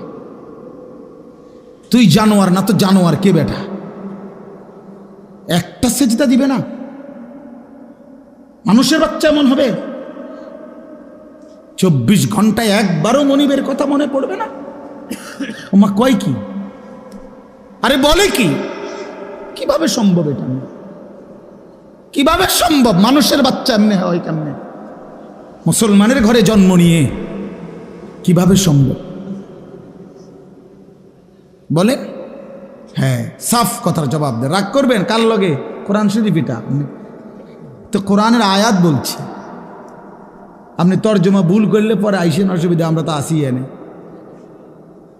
বুঝেন নাই? ফামাসালুহু কামাসালিল কালব, সরাসরি কোরআন শরীফের সঙ্গে আল্লাহ বলছেন তার উদাহরণ কুত্তার মতো। কালবুন অর্থ কুকুর, অন্য কোনো অর্থ নাই, এর বিকল্প কোনো অর্থ নাই। ইন তাহমিল আলাইহি ইয়ালহাস আও তাতরুকহু ইয়ালহাস। আহা, আল্লাহ বলছে কুত্তার স্বভাব, সে দৌড়ানি দিল জিব্বা লম্বা করে হাঁফায়, এমন হাঁফায়। আবার ছেড়ে দিলেও মানে খাড় করাত রাখলেও, দাঁড়ানো থাকলেও জিব্বা লম্বা করে হাঁফায়। দেখি, এটা কুকুরের স্বভাব। দাঁড়াইয়াও জিব্বা লম্বা করে জোরে জোরে নিঃশ্বাস ফেলে, এমন করে। আবার দৌড়তে দৌড়তে এরম করে। অর্থ কি? অর্থ হলো তাফসিরে লিখছে, সে পাইলেও অতৃপ্ত, না পাইলেও অতৃপ্ত। এই জন্য নাফরমান হারামখোর, পাইলেও অতৃপ্ত, না পাইলেও অতৃপ্ত। বেচা কিনা চলতেছে, মাল বেচে, নতুন মাল ট্রাকের থেকে নামায়, আপনি জিঙ্গাইবেন কি অবস্থা বেচা কিনা? কি নাই, আগের ব্যবসা নাই, আগের ব্যবসা নাই। ডাকায় মাল বেচতেছ, মাল ইডি শেষ হয়ে গেছে, নতুন মাল নামাইতে আছে ট্রাকের থেকে। কিরে, কোন ব্যবসা নাই? বুঝেন নাই আমার কথা? হ্যাঁ, ডাইরেক্ট না না নাই, ও ব্যবসার মজা নাই, ও আগের ব্যবসা নাই। আর কোনটা নাই? আগের ব্যবসা কোন বছরেরটা? কি গত 300 বছর আগের ব্যবসা নাই? তো তুমি এই সময় জন্ম নিলা কেন? তুমি ওই সময় আইতা, যে সময় ব্যবসা আসিল সেই সময় আইলে না কা? ব্যবসা আসিল নূহ আলাইহিস সালামের জমানায়, ঠিক না? তো ওই সময় জন্ম নিতা, এই সময় আইসে কিতা? এটা বুঝি কথা হইল? মানে এটা হইল কুকুরের স্বভাব। মানে কি? পেলেও অতৃপ্ত, না পেলেও কি? নাফরমানের দুনিয়া শেষ হয় না। আমার কথা সাফ কথা, এটা মনে রাখতে হবে। এই জন্য দোস্ত বাপ, আমরা ফিকির করা চাই। আমি সব সময় এটা বলি, লোনা জলে তৃষ্ণা মেটে না। মানে যে পানি লবণাক্ত, ওই পানিতে তৃষ্ণা মেটে না। ঠিক হারামের মধ্যে, গুনাহের মধ্যে তৃপ্তি আসে না, তৃপ্তি আসে না। হ্যাঁ হ্যাঁ, সারা রাত উলঙ্গ ছবি দেখেও যুবক তৃপ্ত হয় না। এক সাগর মদ পান করেও, মদখোর, নেশাখোর, ফুট্টাখোর, বাবাখোর, ডালখোর, ইয়াবাখোর, হারামখোর কোনোদিন তৃপ্ত হয় না। কিন্তু এক গ্লাস পবিত্র পানি, এক গ্লাস তৃষ্ণার্ত ব্যক্তিকে তৃপ্ত করে দেয়। একজন স্ত্রী 60 বছর এক পুরুষের জীবন, 70 বছর এক পুরুষের জীবনে তৃপ্তি এনে দেয় একজন বউ দিয়ে। হালাল স্ত্রী, যেটা হালাল সেটা তৃপ্তি দেয়, যেটা হারাম সেটা কি দেয় না? তৃপ্তি দেয় না বাপ, সুখ দেয় না, গুনাহ ইজ্জত দেয় না, আল্লাহর নাফরমানি সম্মান দেয় না, সম্মান দেয় না। এই জন্য আমরা প্রত্যেকের কাছে, আমিও বললাম, আমার জন্য, আপনার জন্য, জওয়ান বুড়ো সবার জন্য, আমরা আখেরাতের ফিকির করা চাই। আমাদের জিন্দিগি আখেরাত। আমরা মুসলমান, আমরা মুমিন, আমাদেরকে আল্লাহ বানাইছেন আখেরাতের জন্য। এই জন্য পুরা কোরআনুল কারীমে আল্লাহ তাআলা আমাদেরকে বারবার ডেকে ডেকে আমাদেরকে আখেরাতের সন্ধান দিছেন, ইবাদতের সন্ধান দিছেন। বলছেন, বান্দা এটা করো, এটা ছাড়ো, এটা করো, এটা ছাড়ো, এটা করো, এটা ছাড়ো, বিনিময়ে আমি তোমারে মুত্তাকি বানাবো, আমি তোমারে জান্নাতি বানাবো, আমি তোমার আখেরাত সাজায় দেব, আমি তোমার পরকালে তোমারে সম্মানের জিন্দিগি দান করব। এই একটা আয়াত আমি পড়ছি। এবার এই আয়াতের অল্প একটু কথা শোনেন, তাইলে আমার কথা শেষ। মাহে রমজানকে সামনে রেখে মূলত এই আয়াতটা পড়ছি। আমরা যদি এটা বুঝি বাপ, আর অল্প একটু সময় কোরআনুল কারীমের এই একটি আয়াত আমি আপনাদের সামনে পড়লাম। সূরা বাকারার 183 নম্বর আয়াত, দ্বিতীয় পারায়, দ্বিতীয় সূরা। আল্লাহ তাআলা বলতেছেন, ইয়া আইয়ুহাল্লাযীনা আমানু, হে ঈমানদারগণ, মানে আমাদেরকে ডাকছেন, হে ঈমানদারগণ, হে মুমিনগণ। এ কথা বলাতে এখানে আমরা বাদ পড়লাম কে? কথা বলেন না কেন? এখানে এখানে আমরা বাদ পড়ছি কেউ না? আলহামদুলিল্লাহ আমরা কেউ বাদ পড়ি নাই। তাহলে আমাদেরকে বলছে হে ঈমানদারগণ। এবার আল্লাহ বলেন কুতিবা আলাইকুমুস সিয়াম, অন্য কেউ নয়, আমি আল্লাহর পক্ষ থেকে, আমার পক্ষ থেকে তোমাদের উপরে রোজা ফরজ করা হলো। তোমাদের উপরে রোজা ফরজ করা হলো। আল্লাহ তাআলা বিষয়টার গুরুত্ব দিয়েছেন যে বান্দা খামখেয়ালি মনে করো না, আমি আল্লাহ ফরজ করছি, আমি আল্লাহ ফরজ করছি। কথা বুঝ? ওই ওই দেখেন ওই মাসুম দেখো তোমার পিছনেই ওই পিচ্ছি পাঞ্জাবিওয়ালায় নিচি দিয়া মোবাইলে ছবি উঠায়, মাটির তলে উঠাও, তুমি তো সুডু সাইজ প্লাস্টিক কোথাকার, এটা ফালতু। মানে কিছু মানুষের আরো 2-3 জন দেখছি এইটা ছাড়ে না, মোবাইল ছাড়তেই পারে না। কি আশ্চর্য! মানে এটা এক ধরনের মানুষের স্বভাব, কিছু মানুষ। হ্যাঁ হ্যাঁ, না না, রোগ না, মানে এটা এক ধরনের মানসিকতা হলো যে হুজুর মূল কথা হলো আমি আসলে কারো কথাই শুনি না, তা আপনি হঠাৎ আমনের কথা শুই না, আমার সিরিয়াল নষ্ট করতে আমি চাই না। আমার জিন্দিগির একটা সৌন্দর্য আছে, আমি কারো কথা মানি না, কারো কথা শুনি না। কাজেই আমনের তারও কত বালা হুজুর কইছে আমি ছাড়ছি না, আর আপনাদের বুড়া হুজুর আইছেন মিয়া বিন্দাসরেতে, আপনি আমার ঠিক করে লাগেন তোর মিয়া। এই বাপ গাদ্দার, মানসিকতায় গাদ্দার। সিদ্ধান্তই নিয়েছেন আমার বাপ। আমি একটা মিনিট বুঝাই, না না খাওয়ার জন্য একটা জিনিস বুঝাইতে চাচ্ছি।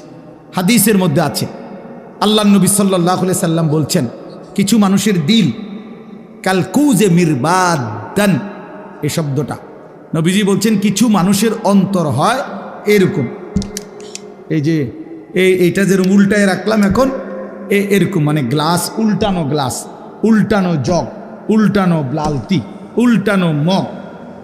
এই শব্দের অর্থ হইল এইটা যদি এখন এমনি রাখে, মানে কোনো একটা গ্লাসে, তাহলে এইটার উপরে যদি আটলান্টিক মহাসাগরের পানিও ফালায় পূর্বে, এটা কেন?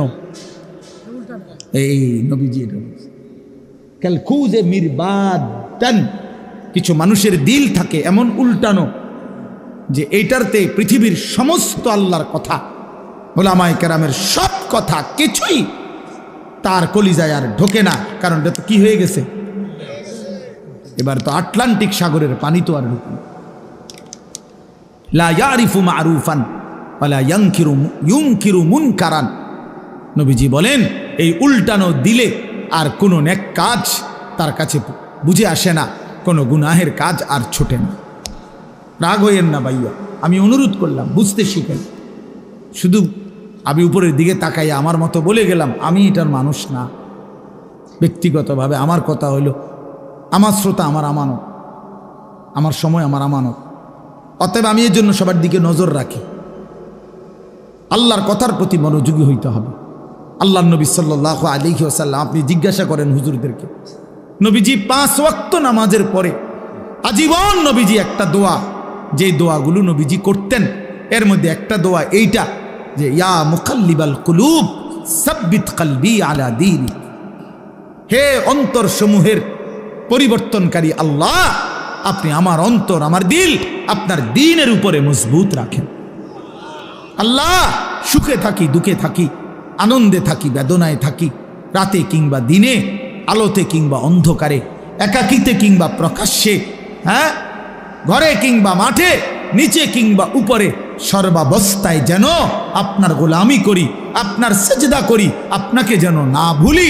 আল্লাহ এমন একটা মজবুত দিল আপনি আমারে দান করেন।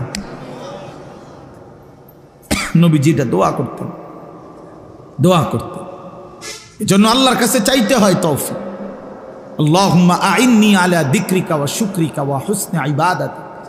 আপনার ছেলেটা নামাজ পড়ে না চাচা, কয়দিন চাইছেন এটা? আল্লাহর কাছে চাইছেন কয়দিন?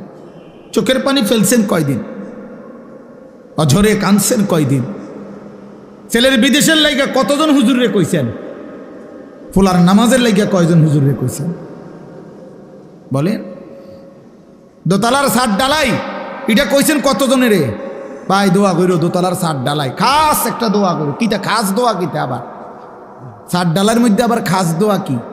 মানে যাতে করে এমনভাবে ডালাই হয়, ডালার লগে যেন নিচের দিকে ছাপ দিয়ে ফিরে যায়, খাস দোয়া নাইডা একেবারে জাঁতা দিয়ে যেন এটা নিচের দিকে যায়, এটা যেন ডাইবা যায় আর কি। শক্তর সাফে এমন শক্ত যেন হয় যেন এটা সাফের লগে ডাইবা যায় নিচে। দুনিয়া দুনিয়া নিয়ে এই পরিমাণ দোয়া চাইলেন, আখেরাতের দোয়া কই চাইলেন? কয়দিন বলছেন হুজুর দোয়া করেন বিবি যেন পর্দানসীন হয়, ছেলেটা যেন নামাজি হয়, মেয়েটা যেন চরিত্রবান হয়, ছেলের বউ যেন নেককার হয়, নাতি নাতনি যেন কোরআন পড়নেওয়ালা হয়। কয়দিন বলছেন? আখেরাত চাইলেন কয়দিন? দুনিয়া চাইলেন কয়দিন? কয়দিন চাইলেন? এই জন্য ইনসাফের সাথে ভাববেন। তো আল্লাহ তাআলা বলেন, ইয়া আইয়ুহাল্লাযীনা আমানু কুতিবা আলাইকুমুস সিয়াম, বান্দা আমি ফরজ করেছি, এটা আমার ফরজ, রমজান রোজা তোমাদের উপরে ফরজ করা হলো, কামা কুতিবা আলাল্লাযীনা মিন ক্বাবলিকুম। আল্লাহ বলেন ঘাবড়াইও না বান্দা, পারবা। হঠাৎ করে লাভ দিয়ে উঠতো না যে আমি 8টার থেকে 9টা বাজতেই নাস্তা দেরি হলে আমার মাথা গরম হয়ে যায় হুজুর, আমি পারতাম না। আল্লাহ বলে না, পারবা। তোমাদের পূর্বেও সমস্ত ইমানদার বান্দাকে আমি আল্লাহ এই রোজা ফরজ করেছিলাম, তারা যেহেতু পারছে তুমিও পারবা। এবার আল্লাহকে বললাম, আল্লাহ যদি বলেন, আল্লাহ বলতেছেন, যদি বলেন আল্লাহ হঠাৎ করে আমারে উপোস, এই যে 11 মাস কি সুন্দর খাওয়াইলেন পড়াইলেন, হঠাৎ করে আমার খানা পানি, আমার হালাল স্ত্রীর সাথে আমার সম্পর্ক বন্ধ করে দিলেন কেন একটা লম্বা সময়? আল্লাহ বলেন বান্দা অভাবের কারণে না, আমার ভান্ডারে কমে গেছে এই জন্য না, বরং লাআল্লাকুম তাত্তাকুন, আমি আল্লাহ এই রোজার মাধ্যমে, রমজানের মাধ্যমে 1 মাসেই আমি আল্লাহ ওয়াদা দিচ্ছি তোমাকে মুত্তাকি বানাবো, আর 1 মাসের মুত্তাকি হলেই 1 মাসেই জান্নাতি বানায় দেব। 1 মাসে মুত্তাকি, 1 মাসে জান্নাতি। লাআল্লাকুম তাত্তাকুন, এই 4টা কথা, এখানে মোট 4টা কথা, আমারে আর অল্প একটু সময় দেন। এই 4টা কথা এখানে। 1, হে ঈমানদারগণ। 2, তোমাদের উপরে রোজা ফরজ করা হলো। 3, তোমাদের পূর্ববর্তীদের উপরেও ফরজ করা হয়েছিল। 4, তোমাদেরকে মুত্তাকি বানানো হবে। কয়টা কথা হইল? এই 4টা কথার 4টা সামান্য একটু ব্যাখ্যা বলি। 1 নাম্বার হলো ইয়া আইয়ুহাল্লাযীনা আমানু, হে ঈমানদারগণ। প্রিয় ভাই আমার নওজোয়ান, এই কথাটা ইনসাফের সাথে 1টা মিনিট শুধু শুনেন। এই শব্দটা কোরআনুল কারীমের মধ্যে 89 বার আছে। 89, 8, 9। তাইলে আমার প্রশ্ন হইল, আল্লাহ তাআলা 89 বার কোরআনুল কারীমে আমাদেরকে ডাক দিছে, তোমারে ডাকছে, আমারে ডাকছে। আলাদা আলাদা চিন্তা করলে এখানে আমরা যারা বসছি আমাদের প্রত্যেককে ডাকছে কি না? হে ঈমানদার, হে ঈমানদারগণ, হে ঈমানদারগণ। 89 বার ডাকছে, 89 বার।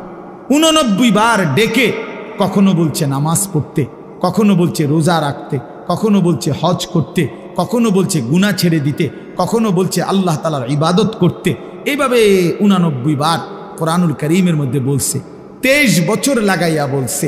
30 পারা কোরআনের মধ্যে বলছে, জিব্রাইলের মাধ্যমে পাঠিয়ে বলছে, প্রিয় নবী সাল্লাল্লাহু আলাইহি সাল্লামের কাছে নাজিল করে বলছে। কোরআন শরীফের একটা আয়াত আছে, আয়াতে আল্লাহ জিজ্ঞেস করছে আমাদেরকে, ফাবি আইয়ি হাদিসিম বাদাহু ইউমিনুন। এই প্রশ্নের উত্তর আপনারা দিবেন এখন।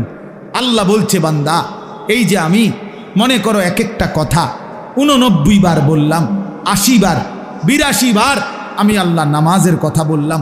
23 বছর আমি কোরআন নাজিল করলাম। 30 পারা কোরআন নাজিল করলাম আমি আল্লাহ, আমার রসুলের কাছে নাজিল করলাম, শ্রেষ্ঠ ফেরেশতা দিয়ে নাজিল করলাম। আল্লাহ এবার জানতে চাইছে, ফাবি আইয়ি হাদিসিম বাদাহু ইউমিনুন। আমার বান্দা বলো না, এরপরে আমি আর কোন কিতাব নাজিল করিলে, এর চাইতে দামি আর কি নাজিল করিলে, এর চাইতে দামি আর কোন রসুলের কাছে পাঠাইলে, এর চাইতে দামি আর কোন ফেরেশতা দিয়া পাঠাইলে। 23 বছর বলার পরে আর কত বছর বললে? 30 পারা কোরআন নাজিল করার পরে আর কত পারা নাজিল করিলে? 89 বার বলার পরে আর কতবার বললে? 82 বার বলার পরে আর কতবার বললে? তুমি বান্দা বলো, আমার কথা মেনে নিতা? আল্লাহ জানতে চাইছে, কোরআন শরীফের আয়াত। ফাবি আইয়ি হাদিস, 29 পারায় ওই সূরাটা আছে, ওই সূরা মুরসালাত, ওই সূরার মধ্যে আল্লাহ এটা জিজ্ঞেস করছে, বান্দা বলো না আমি আল্লাহ আর কি বললে, কেমনে বললে, আর কতবার বললে তুমি আমার কথা মেনে নিতা।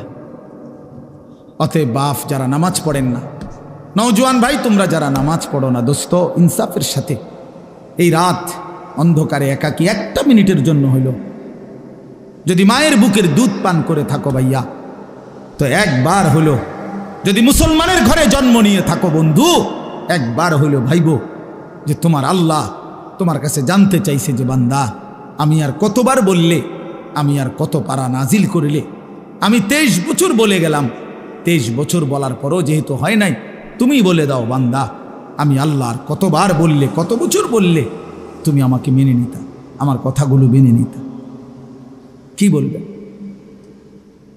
হ্যাঁ, কি জবাব দিবেন বলেন? জবাব দেন।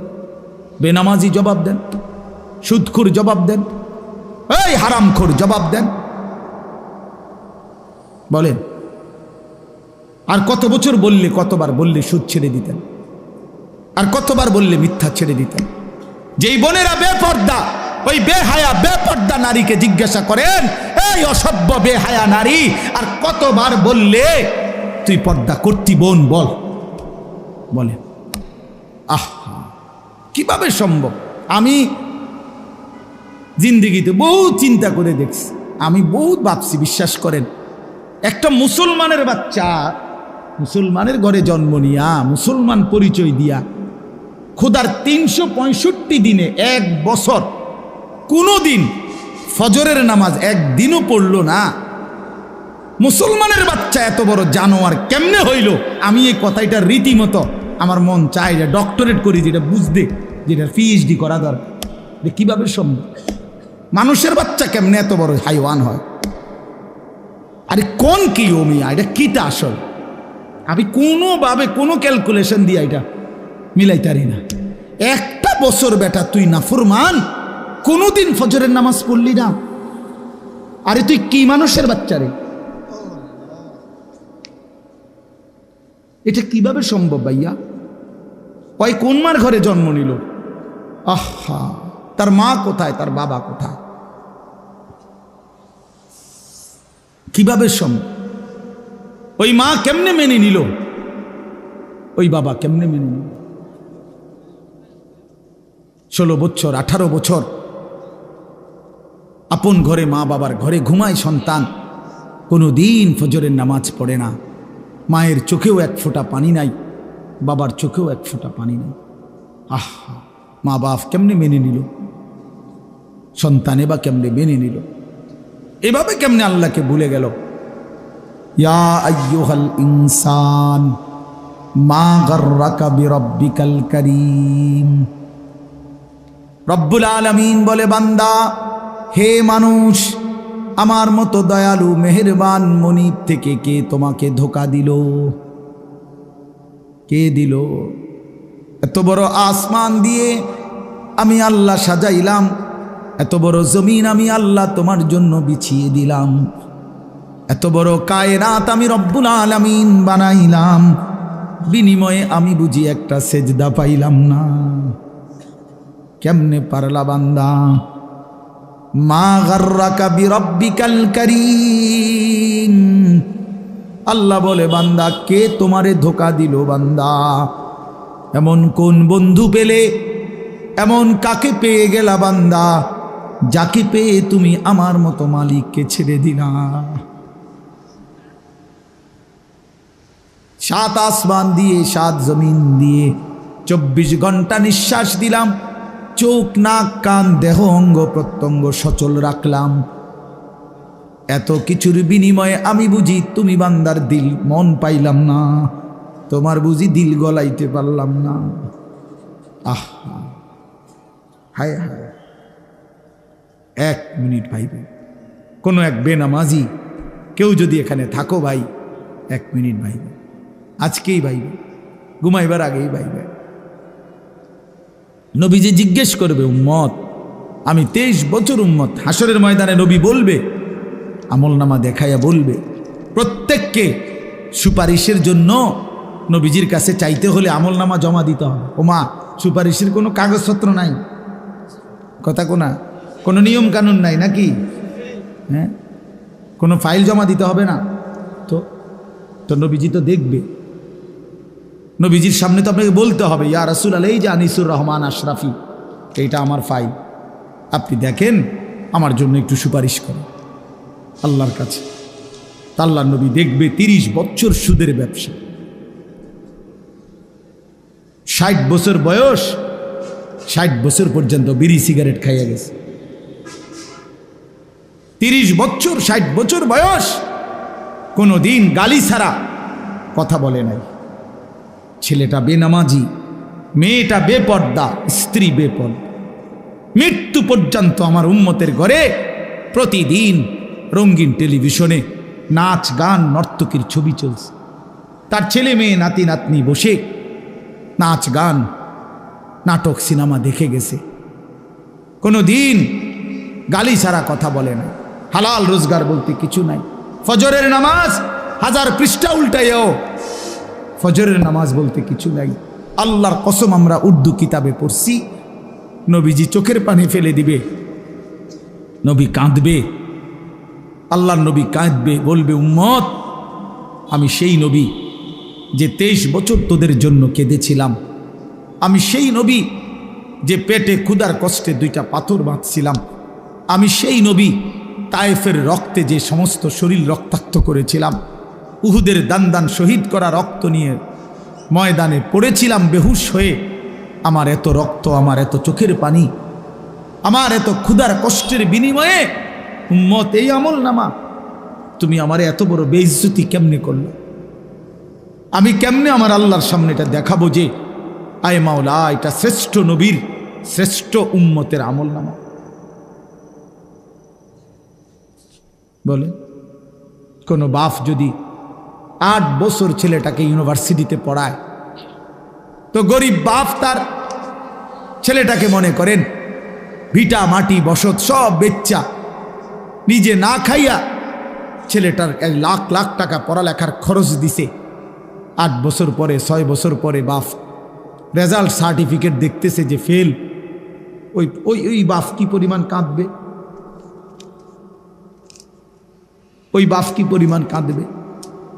ওই বাপ বলবে না যে, বাপ, আমি তোরে মানুষ করার জন্য, তোর পড়ালেখার খরচ দেওয়ার জন্য ভিটাটা বেচা ফেলছি, মাটিটা বিক্রি করে ফেলছি, আমি জীবনে কোনো সুখের নাগাল পাই নাই।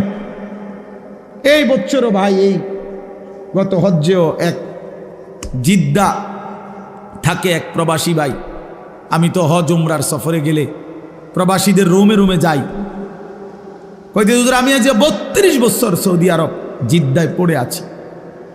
কেউ 18 বছর, কেউ 16 বছর।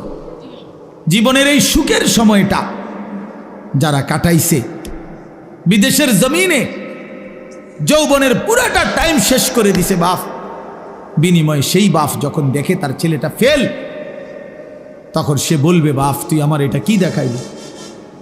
তুই আমার এতগুলো টাকা, তুই আমার এত বড় বেইজ্জতি কেমনে করলি বাপ? এটা বলবে না?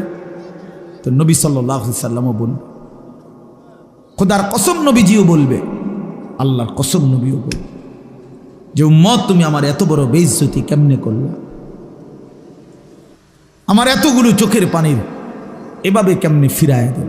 এই জন্য একজনই, আমি আবারও বলছি, আমি সংখ্যায় বিশ্বাসী না, কয়জন শুনছে খোদার কসম, আমার এটা কোনো ফিকির না, আমি এক ফিকিরের বিশ্বাসী, যে একজনই বুঝেন, একজন প্রিয় নবী সাল্লাল্লাহু আলাইহি সাল্লাম এবং সাহাবায়ে কেরামের কলিজার মধ্যে এই ফিকির ছিল মৃত্যু পর্যন্ত, যে আল্লাহ পাকের এক এক বান্দা কিভাবে জাহান্নাম থেকে বাঁচবে। এটাই ফিকির, এটাই আমাদের জিন্দেগি। হাদিসের মধ্যে আছে, আল্লাহর নবী সাল্লাল্লাহু আলাইহি ওয়াসাল্লাম তিনি বলছেন, ওয়া আনা আখিযুন বিহুজাজিকুম। এবছর ইজতেমার মাঠে দ্বিতীয় দিন মাগরিবের নামাজের পরে আমাদের দাওয়াত ও তাবলীগের বিশ্ববিখ্যাত মুরব্বী হযরত মাওলানা আহমদ লাট সাহেব দামাত বারাকাতুহুমুল আলিয়া এই বয়ানে এটা বলছিলেন। আমি নিজে মাঠে বসে শুনছি যে আল্লাহর নবী সাল্লাল্লাহু আলাইহি সাল্লামের হাদিস, এটা আমরাও পড়ছি। নবী সাল্লাল্লাহু আলাইহি ওয়াসাল্লাম বলছেন, ওয়া আনা আখিযুন বিহুজাজিকুম। আল্লাহর নবী বলেন, উম্মত আমি তোমাদেরকে জাহান্নাম থেকে বাঁচাইতে চাই কিভাবে। এটার উদাহরণ দিতে গিয়ে নবীজি এই কথাটা বলছে। আমি এক মিনিট সামনে একটা জিনিস দেখাবো শুধু। মানে আমি ওনারে মহব্বত করি, তো আমি ওনার হাত ধরে বললাম, ভাই আপনার, আমি হাতে ধরে বললাম আপনি যায়েন না, ওইটা আগুন, আপনি ধ্বংস হয়ে যাবেন। উনি ঝটকা দিয়ে আমার হাত ছাড়াই নিল, এটা সম্ভব। আমি ওনার ঘাড়ে হাত দিলাম, কাঁধে হাত দিলাম, ভাই আল্লাহর দোহাই আপনি যাইয়েন না, ধ্বংস হয়ে যাবেন, ওইটা আগুন। উনি আমার কাঁধের থেকে হাত সরাইয়া ফেলে দিল, এটাও সম্ভব। কিন্তু আমি যখন ভালোবাসার কারণে আমার সিদ্ধান্ত, আমি তাকে বাঁচাবই, আমার ভাইকে, তখন আমি তার কোমরে জড়াইয়া ধরলাম, জড়াইয়া কোমরে ধইরা বললাম, না ভাই আমি তোমাকে ওই আগুনে পড়তে দিব না, আমি যাইতে দেব না তোমারে।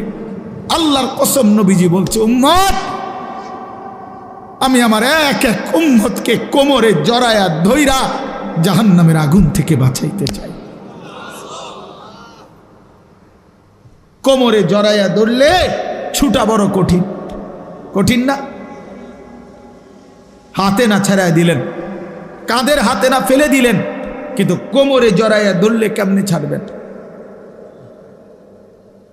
তো নবী এটা বলছে, ওয়া আনা আখিযুন বিহুজাজিকুম, আমি তোমাদেরকে কোমরে জড়াইয়া ধরে চাই, তবু আমার উম্মত বেঁচে যাক, আমার এক এক উম্মত বেঁচে যাক, জাহান্নাম থেকে বাঁচো। আমার দোস্ত, আমার বাপ, আমার ভাই ফিরতেই হবে, জাহান্নাম থেকে বাঁচতেই হবে। দোস্ত বিষয়টা মামুলি মনে করেন, এটা একটা ওয়াজ করছি এই জন্য, আর 10 জন বক্তা ওয়াজ করছেন, আমিও করছি না রে ভাইয়া, এই জন্য না। সারাটা দিন রাত এই দৌড়ের উপরে থাকি, দৌড়ের উপরে থাকি। এই জন্য বললাম, আমরা এক ফিকির, আমাদের আপনাকে এটা ভাবতে হবে, জাহান্নাম থেকে বাঁচতেই হবে বন্ধু। কোরআনে আল্লাহ বারবার একটা কথা বলছে নবীজিকে, আমাদের নবীকে পর্যন্ত আল্লাহ বলছে, বন্ধু ওমা আদরাকা মা হিয়া, এই বন্ধু জাহান্নামের আগুন কেমন আপনি জানেন? নবীজিকে বলছে আল্লাহ, নারুন হামিয়া, বন্ধু আপনাকে বলছি, লেলিহান আগুনের ধাউ ধাউ শিখা জাহান্নামের আগুন। ওমা আদরাকা মাল হুতামা, আল্লাহ বলছে বন্ধু হুতামা নামক জাহান্নামের আগুন কেমন জানেন? তো নবীজিকে আল্লাহ বলছে নারুল্লাহিল মুকাদা, আল্লাহ বলছে নবী আমি আমার কর্মচারী দিয়ে আগুন লাগাই নাই, আমি আমার কাজের লোক দিয়ে আগুনটা লাগাই নাই, আমি আল্লাহর হাতে লাগানো জাহান্নামের আগুন, এই আগুন আমি লাগাই দিছি। নারুল্লাহ, আমার হাতে জ্বালানো আগুন। আল্লাতী তাত্তালিউ আলাল আফইদা, আল্লাহ বলে বন্ধু জাহান্নামের আগুনের প্রথম ফোঁটা, প্রথম স্পর্শ যখন জাহান্নামের আগুনের লাগবে, ছুঁইবে, সাথে সাথে নাফরমানের পুরা দেহ, ভিতরের সমস্ত অঙ্গ প্রত্যঙ্গ, কলজা সুদ্ধা একই মুহূর্তে জ্বালাইয়া ফেলবে। দুনিয়ার আগুন কখনোই এভাবে জ্বলে না। দুনিয়ার আগুন এক সাইডের থেকে জ্বলতে থাকে, চেষ্টা করে লাফালাফি করলে, দৌড়ঝাঁপ করলে, ইচ্ছা করলে হয়তো বাঁচানো যায়। এটুকু পুড়ে গেছে, বাকিটা বাইচা গেছে, এটুকু পুড়া গেছে, বাকিটা বাইচা গেছে, আঙ্গুলগুলো পুড়া গেছে, বাকিটা বাইচা গেছে, ঠিক না? দুনিয়ার আগুন এরকম ধীরে ধীরে পড়ে, ধীরে ধীরে ধীরে ধীরে। কিন্তু আল্লাহর কসম, আল্লাহ কোরআনে বলছে জাহান্নামের আগুন যখন প্রথম সেকেন্ড স্পর্শ করবে, কলজা সুদ্ধা ভেতর বাহির পুরাটা একসাথে প্রথম মুহূর্তেই জ্বালায় ফেলবে। লাভ দিবেন, দৌড়াবেন না, ইন্নাহা আলাইহিম মুসাদা ফি আমাদিম মুমাদ্দাদা, আল্লাহ বলেন আগে জাহান্নামের মোটা খুঁটিতে বান দেওয়া হবে, এরপরে আগুন জ্বালানো। হ্যাঁ, এটা কোরআন শরীফের আয়াত। খুযুহু ফাগুল্লু, আল্লাহ বলে ফেরেশতাদেরকে জাহান্নামীকে ধরো এবং বাঁধো, সুম্মাল জাহিমা সাল্লু, এরপরে লাথি দিয়া জাহান্নামী ছুঁড়ে মারো। কোরআন শরীফের আয়াত। খামখেয়ালি করেন না ছেলেরা, খামখেয়ালি করেন না। হ্যাঁ, একটা মোবাইল, একটা নারী, একটা ছবি, একটা উলঙ্গ দৃশ্য, দোস্ত, এটুকুতে এমন সুন্দর জীবন নষ্ট করে দিও না। একটা মোটর সাইকেল দিয়া জিন্দিগি শেষ করে দিও না। মোটর সাইকেল একটা পাইলে কুত্তার মতো এটারে চালা, এমন জোরে ছাড়ে এটারে মনে হয় যেন কুকুরে কামড় দিছে, এই জন্য এটা এত জোরে ছাড়ছে। আশ্চর্য, এটা কি ব্যারাম? এটার কোনো যুক্তি তো থাকতে হবে, বলেন, একটা যুক্তি তো থাকা চাই। তুমি এত জোরে ছাড়লা, তুমি তো একটু পরে কাবার্ডের সাথে, লরির সাথে একটা ধাক্কা খাইয়া তোমার মাথা ফাইটা যাবে, তোমার পাওটা ভাঙ্গে যাবে, এইটাও বোঝেন। আর যদি বলে যে এত জোরে চালাইছি মানুষে যাতে দেখে, তো মানুষে বা দেখবো কেমনে? দেখতে দেখতে তো তুমি নিমসা। মা কথা বোঝেন না। আমি মনে করেন মাত্র পজিশন নিলাম যে আমি সামু হেতের মোটর সাইকেলটা, হেতে তো গেছে গা চান্দিরা, তা আমি কেমনে দৌড়ামো তোমার ভিসি ভিসিরা চাইতাম বললে তোমার এই কারবারটা? তো এটা চায় কে? একটা বিকৃত মস্তিষ্ক ছাড়া, অসুস্থ মানসিকতা ছাড়া আর কিচ্ছু না। হ্যাঁ হ্যাঁ, আওয়াজ, এটার আওয়াজ, এটা চ্যালেঞ্জার 5, এটা খুইলা, এটা একেবারে বিভৎস। মানে ইচ্ছা করে এত বড় শব্দটাকে যার পছন্দ হয়, আমার নিশ্চিত তার সিরা গেছে, তার মাথার তার অন্য কেউ সিরা লাইছে, এটা নিশ্চিত, কোনো সন্দেহ নেই, কোনো সন্দেহ, কোনো সন্দেহ, হ্যাঁ হ্যাঁ, কোনো সন্দেহ নেই। এর জন্য হের মাথার তার সিরা লাইছে দেখে সে মোটর সাইকেলের তার সিরা লাইছে। হ্যাঁ হ্যাঁ, দোনোটা মাতাল। নাউজুবিল্লাহ, নাউজুবিল্লাহ। আল্লাহ পাক আমাদেরকে বিবেক দান করেন, ইনসাফ দান করেন। তো বলতেছিলাম, আল্লাহ তাআলা বলেন, হে ঈমানদার, আমি এই কথাটাই বলছি, এই এক শব্দ বললাম, আল্লাহ জানতে চাইছে, বান্দা বলো না, আমি আর কতবার বলতাম, আমি আর কতবার ডাকতাম, 89 বার ডাকলাম। সর্বশেষ কথা হইল, আল্লাহ বলে, বান্দা তোমার উপরে রোজা ফরজ করা হয়েছে, পূর্ববর্তীদের উপরেও ফরজ করা হয়েছে। এই শেষ কথা হলো উদ্দেশ্য কি? আল্লাহ বলছেন উদ্দেশ্য একটাই, লাআল্লাকুম তাত্তাকুন, আমি আল্লাহ তোমাকে জান্নাত দিতে চাই। আমি জান্নাত বানাইছি মুমিনের জন্য, আমি জান্নাত দিতে চাই। আর জান্নাত নিতে হলে আরেকটা জিনিস লাগবে, সেটা হলো তাকওয়া। আর এই রমজানের মাধ্যমে আমি আল্লাহ তোমাকে তাকওয়া অবশ্যই দান করব। এজন্য রমজান, মাহে রমজান আল্লাহ তাআলা নিজের হাতে সাজাইছেন, আল্লাহ নিজের হাতে সাজাইছেন। রমজান মানে ভিন্ন কিছু। ইমানদারের জন্য রমজান আলাদা, যার কলিজায় আখিরাত আছে, যে কবরের ফিকির করে, যে পরকালের ফিকির করে, খোদার কসম তার রমজান ভিন্ন কিছু, তার রমজান ভিন্ন। আমরা কিতাবে পড়ছি আকাবির কা রমাদান, পূর্ববর্তী বুজুর্গদের রমজান কেমন ছিল, ওইখানে বহু বুজুর্গের জীবনীতে লিখছে, রমজান আসলে ওনার আশেপাশে আওয়াজ উঠত, শায়েখের এখন রমজান, হজরতের এখন রমজান, উনি পৃথিবী থেকে আলাদা।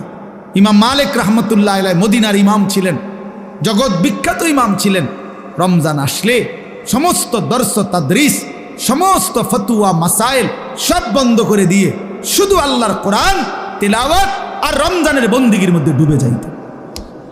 আমরা যে দাওয়াত ও তাবলীগের যে কিতাব তালিম হয় ফাজাইলে আমাল, এই কিতাবের যিনি লেখক শেখুল হাদিস হযরত মাওলানা জাকারিয়া রহমতুল্লাহ আলাইহি সারা পৃথিবীব্যাপী বুজুর্গ ছিলেন। 60 বছর আল্লাহর নবীর সাল্লাল্লাহু আলাইহি সাল্লামের হাদিস পড়াইছেন। 11 বছর যিনি নবীজির রওজা পাকে মদিনার মসজিদে নববীতে আল্লাহ রসুলের হাদিস পড়াইছেন। ওই এতের লগে হেতেরতে হইনা মনে করেন না, এটা একটা জেনতেন বই। হ্যাঁ, না না, উনি এই একটা বইয়ের লেখক না। এই উম্মতের জন্য এই হিন্দুস্তানের মধ্যে এলমে হাদিসের ব্যাখ্যা এবং রাসূলুল্লাহ সাল্লাল্লাহু আলাইহি ওয়াসাল্লামের হাদিসের উপরে সবচেয়ে বেশি কিতাব যারা লিখছেন, তার মধ্যে অন্যতম প্রথম 3 জনের নামও যদি আসে, এর মধ্যে এই 3 জনের একজন হবে শেখুল হাদিস হযরত মাওলানা জাকারিয়া রহমতুল্লাহ আলাইহি, এই যিনি ফাজাইলে আমাল লিখছে। হ্যাঁ হ্যাঁ, এটা খামখেয়ালি কিতাব না, এটা আঙ্গাল কাঙ্গালে লিখছে না, আঙ্গাল কাঙ্গালে লিখছে না। এটা 60 বছর যিনি রাসূলুল্লাহ সাল্লাল্লাহু আলাইহি সাল্লামের হাদিস পড়াইছে। আমি নিজ চোখে দেখছি মক্কার হারামে, আল্লাহর ঘর যেখানে মসজিদে হারামের যে লাইব্রেরি, ওই লাইব্রেরিতে আপনার শেখুল হাদিস হযরত মাওলানা জাকারিয়া রহমতুল্লাহর লিখিত কিতাব আউজাজুল মাসালিক, হাদিসের একটা বড় কিতাব, ওইটা ওইখানের, অর্থাৎ একজন অনারবি, উনি হিন্দুস্তানের মানুষ, কিন্তু ওনার কিতাব এই আরবের মানুষ হারামের লাইব্রেরির মধ্যে শোভা পাচ্ছে। আরব ওলামায়ে কেরাম ওনার কিতাব মুতালা করে। আফ্রিকা, গোটা আফ্রিকায় অঞ্চলে লক্ষ মানুষ ওনার হাতে আল্লাহর দ্বীন পাইছে। সারা পৃথিবী জুড়ে ওনার অগণিত ভক্ত আছে। এই মানুষটা এত বেশি হাদিসের খেদমত করতেন, কিতাব লিখতেন, ফতুয়া দিতেন, মাসআলা বলতেন, একজন আল্লাহওয়ালা সাধক ছিলেন। সব কিছুর ব্যস্ততার পরেও রমজান আসতো, সাথে সাথে একেবারে দরজা বন্ধ করে একাকী আল্লাহর ইবাদতে ডুবে যাইত। আমরা কিতাবে পড়ছি ওই সময় উনার এলাকার যে সাহারানপুরের রেল স্টেশনের কুলি পর্যন্ত উনার কাছে কেউ যদি রমজানে আসতো দেখা করতে, ওই কুলিয়ে পর্যন্ত কইতো ইন্না লিল্লাহ। আপনি জানেন না শায়েখের এখন রমজান মাস, শায়েখের এখন রমজান মাস, কথা বোঝেন নাই? এই তো তাহলে সবাই জানতো এটা। কুলি রেল স্টেশনের কুলি পর্যন্ত বলতো শায়েখের এখন রমজান মাস। এই জন্য বাপ, রমজান মানে ইমানদারের জন্য ভিন্ন কিছু, মুমিনের জন্য রমজান আলাদা। রমজানই একমাত্র মাস আল্লাহ নিজে যেটার নাম উল্লেখ করছেন, শাহরু রমাদান আল্লাযী উনজিলা ফীহিল কোরআন। এই যে রমজান মাস, এই শব্দটা কে উল্লেখ করছে? কোরআনের শব্দ। রমজান মাস, এই কথাটা কিসের শব্দ? আচ্ছা, তো এই শব্দ এই জন্য আমি সবসময় বলি যে রমজান মাস এটা পৃথিবীতে উচ্চারিত হয় কতবার, কতদিন? প্রতিদিন। মাশাআল্লাহ, কতদিন? প্রতিদিন, সারা বছর। কেমনে বুঝলেন? কারণ কোরআনুল কারীম সারা বছর প্রতিনিয়ত তেলাওয়াত হয়। কেউ এদিক দিয়া পড়তেছে, কেউ পিছন দিয়া, কেউ খতম করতেছে, কেউ সবক শেষ করতেছে, কেউ এই শব্দের সবক শুনাইতেছে। তার মানে শাহরু রমাদান, রমজান মাস, রমজান মাস, এই শব্দ আল্লাহর জমিনে সারা বছর উচ্চারিত হয়। কোনো না কোনো হাফেজে কোরআন, কোনো না কোনো কোরআনের তিলাওয়াতকারী পড়তেছে, তেলাওয়াত করতেছে, এই শব্দ বলতেছে, জমিনে উচ্চারণ হইতেছে, সারা জমিনে এটা উচ্চারিত। এই জন্য রমজান দামি মাস। রমজান আলাদা বাপ, রমজান আলাদা, রমজান মুমিনের জন্য আলাদা। আল্লাহ তাআলা নিজ হাতে রমজানকে সাজিয়েছেন। আল্লাহ বলছে রমজান আমি সাজাইলাম। এই যে প্যান্ডেল আপনারা সাজাইছেন, রমজান আল্লাহ নিজে সাজাইছেন। আল্লাহ বলে বান্দা দেখো আমার সাজটা আমি সেট আপ করলাম, রমজান তুমি শুনো আমার কাছে। তো আল্লাহ নিজে বলতেছে বান্দা, এক নম্বরে বিগত 11 মাসের সমস্ত হুকুম আহকাম যথারীতি বহাল থাকবে। যেটা যেমনে আছে, যেটা হালাল এখনো হালাল, যেটা হারাম এখনো হারাম, 5 ওয়াক্ত নামাজ সহ অন্যান্য বিধান এটাও চলমান। এক, অতিরিক্ত আরও কিছু ইবাদত দিলাম। এক, পুরা 1 মাস রোজা, পুরা মাস ইফতার, পুরা মাস সাহরি, পুরা মাস 20 রাকাত তারাবি। তাহলে এই সবগুলো নতুন ইবাদত, মানে রমজান উপলক্ষে নতুন সংযোজন, ঠিক কিনা বলেন? হ্যাঁ। ব্যবসায়ী সিজনে অতিরিক্ত মাল উঠায়। এখন কাপড় ব্যবসায়ীরা গিয়া দেখেন 40 লাখ 50 লাখ টাকার মাল আরো অতিরিক্ত উঠাইছে, কারণ তার এখন সিজন, তার এখন কি সিজন। তা আল্লাহ তাআলা বলে বান্দা রমজান আমার ও অসংখ্য অগণিত বান্দাকে জাহান্নাম থেকে মাফ করার সিজন। রমজান আমার জান্নাত দেওয়ার সিজন। এই জন্য আমি আরো আলাদা ইবাদত উঠাইলাম। এক, রোজা উঠাইলাম, নতুন ইবাদত। ইফতার এটাও ইবাদত, সাহারি এটাও ইবাদত, 20 রাকাত তারাবি এটাও ইবাদত। রমজানের শেষ দশকে আরো ইবাদত উঠাইলাম, আরো মাল উঠাইলাম আমি।